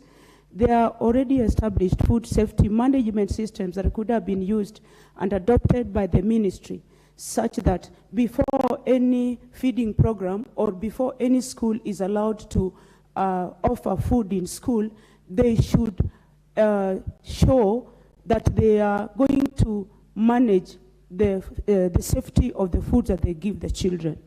We have basic food management system, and the cheapest and the oldest is good manufacturing practice, otherwise called good hygienic practice. Just putting basic hygiene to the processing and management of food. Raws are put separately, the cooked ones are put separately, and we have safe food. We look at the hygiene of the food workers in the school systems. I believe this can be adopted. We have what we call HACCP system of food safety management. HACCP system is hazard analysis and critical control point concept, Honorable Speaker. This is a mid-modern food safety management system that was brought in the early 60s. We could adopt this, Honorable Speaker, and save our children from dying. Honorable Speaker, we have the ISO 2018. We had 2015 version, but right now we are practicing the 2018 version. If these basic food management systems are adopted, Honorable Speaker, then we could have our children put to safety, especially with the food that we eat. Who is to blame? Members have already mentioned who is to blame. Management system, blah, blah, blah, blah. But I want to say, Honorable Speaker, the persons to be blamed over the death of our children in the schools are these members of parliament, especially from the 290 constituted good infrastructure for use by our head teachers in managing the safety of our foods. I want to say, members, why don't we build dining halls? Why don't we build modern kitchens for use by our schools? Time is not on my side, Honorable Speaker, but I want to say I pass my condolences to these families. Long live Kenya, long live our schools, long live our school principals. And I pray, oh God, that you may condole, help with the families who are bereaved. I thank you, my Speaker and grandson of the great Rangwe constituency. Thank you, Honorable Kalum. Thank you, Honorable Speaker. Thank you, Honorable Speaker. I want to also take you and support this motion by Tindi Mwale. Honorable Speaker, without wasting any time, I want to first pass my condolences to anybody who has lost his life, the young angels and the teachers. Honorable Speaker, it is during Kibaki's time that we had the biggest education epiphany in this country, and that is the day secondary schools and also the free primary education. Honorable Speaker, since then, this country has gambled and done less in our education system to an extent where today everything looks confused. Honorable Speaker, I want to really appeal to the 13th Parliament to actually try to bring in line our education sector. And I know, Honorable Speaker, many people are saying that this Parliament cannot achieve much. I've heard people say today that they cannot trust this Parliament. But, Honorable Speaker, I and many members are willing to go that extra mile to be able to correct what has been done wrong, Honorable Speaker.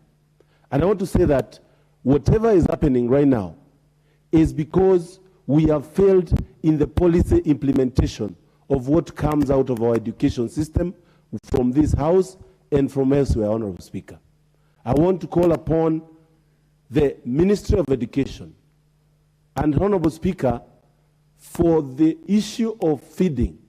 It should be obvious that food should be safe. And I want to call upon people to invest in technology to ensure that they test the food before kids are given any food to eat in schools. There are many gadgets out there that are very cheap and can be invested so that we can invest on them so that they can be used.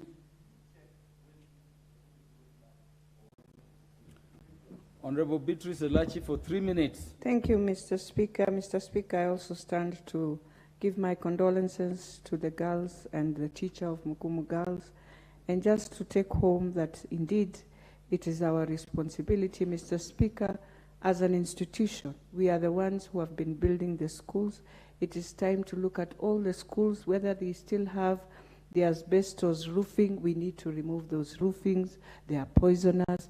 Whether a school has taken, these are all schools that were best schools, Mr. Speaker. We need to have new roofings. We need to see where they get their water. We need to look at the food of aflatoxin and ensure all the signs that are there, Mr. Speaker, of these girls, you find that either it was food or water. But more importantly, going forward, it is that it is time also the Ministry of Health to give the findings to the parents, because this thing that the children are just at hospital, failing organs and everything, is going to bring us another issue, Mr. Speaker. It is fair enough before the parents bury the bereaved ones, they should know what has just taken their children. So I want to plead with the Ministry of Health to not keep the parents wondering with anxiety. They have already lost their best ones. They've already lost what they have invested for many years, and now they are here. So with those few remarks, Mr. Speaker, I beg that this House will go to every school. Go and see the last time they washed their tanks. Go and see what is happening in the kitchen. They might be staying with the rats, with all the Mendes, and we are just here. Thank you, Mr. Speaker. Thank you very much, Honorable Beatrice Elachi. Honorable Bisau Kakai. Thank you, Mr. Speaker, sir. On behalf of the Kenyans people, we'd like to send our condolences to the Mukumu girls for those losses. Indeed, Mr. Speaker, lots of challenges, infrastructural deficits, and we continue to see this even in my own backyard. And one of the reasons is because of the minimal budgets that have been put from the Ministry of Education. Today, what most institutions are trying to do is quick fixes. You find makeshift kitchens, dormitories, dining halls. There are even those who are not having sufficient places, like especially now it's raining, you'll find that there are kids even who don't have a place to feed. Again, we see also that the purposeful planning is not possible because of the limited budgets that we have. And looking at what is happening, this is just the beginning, and this trend will continue because the population increases, our infrastructure is very, very poor, there is improper designs, buildings and compound layout is not completely acceptable.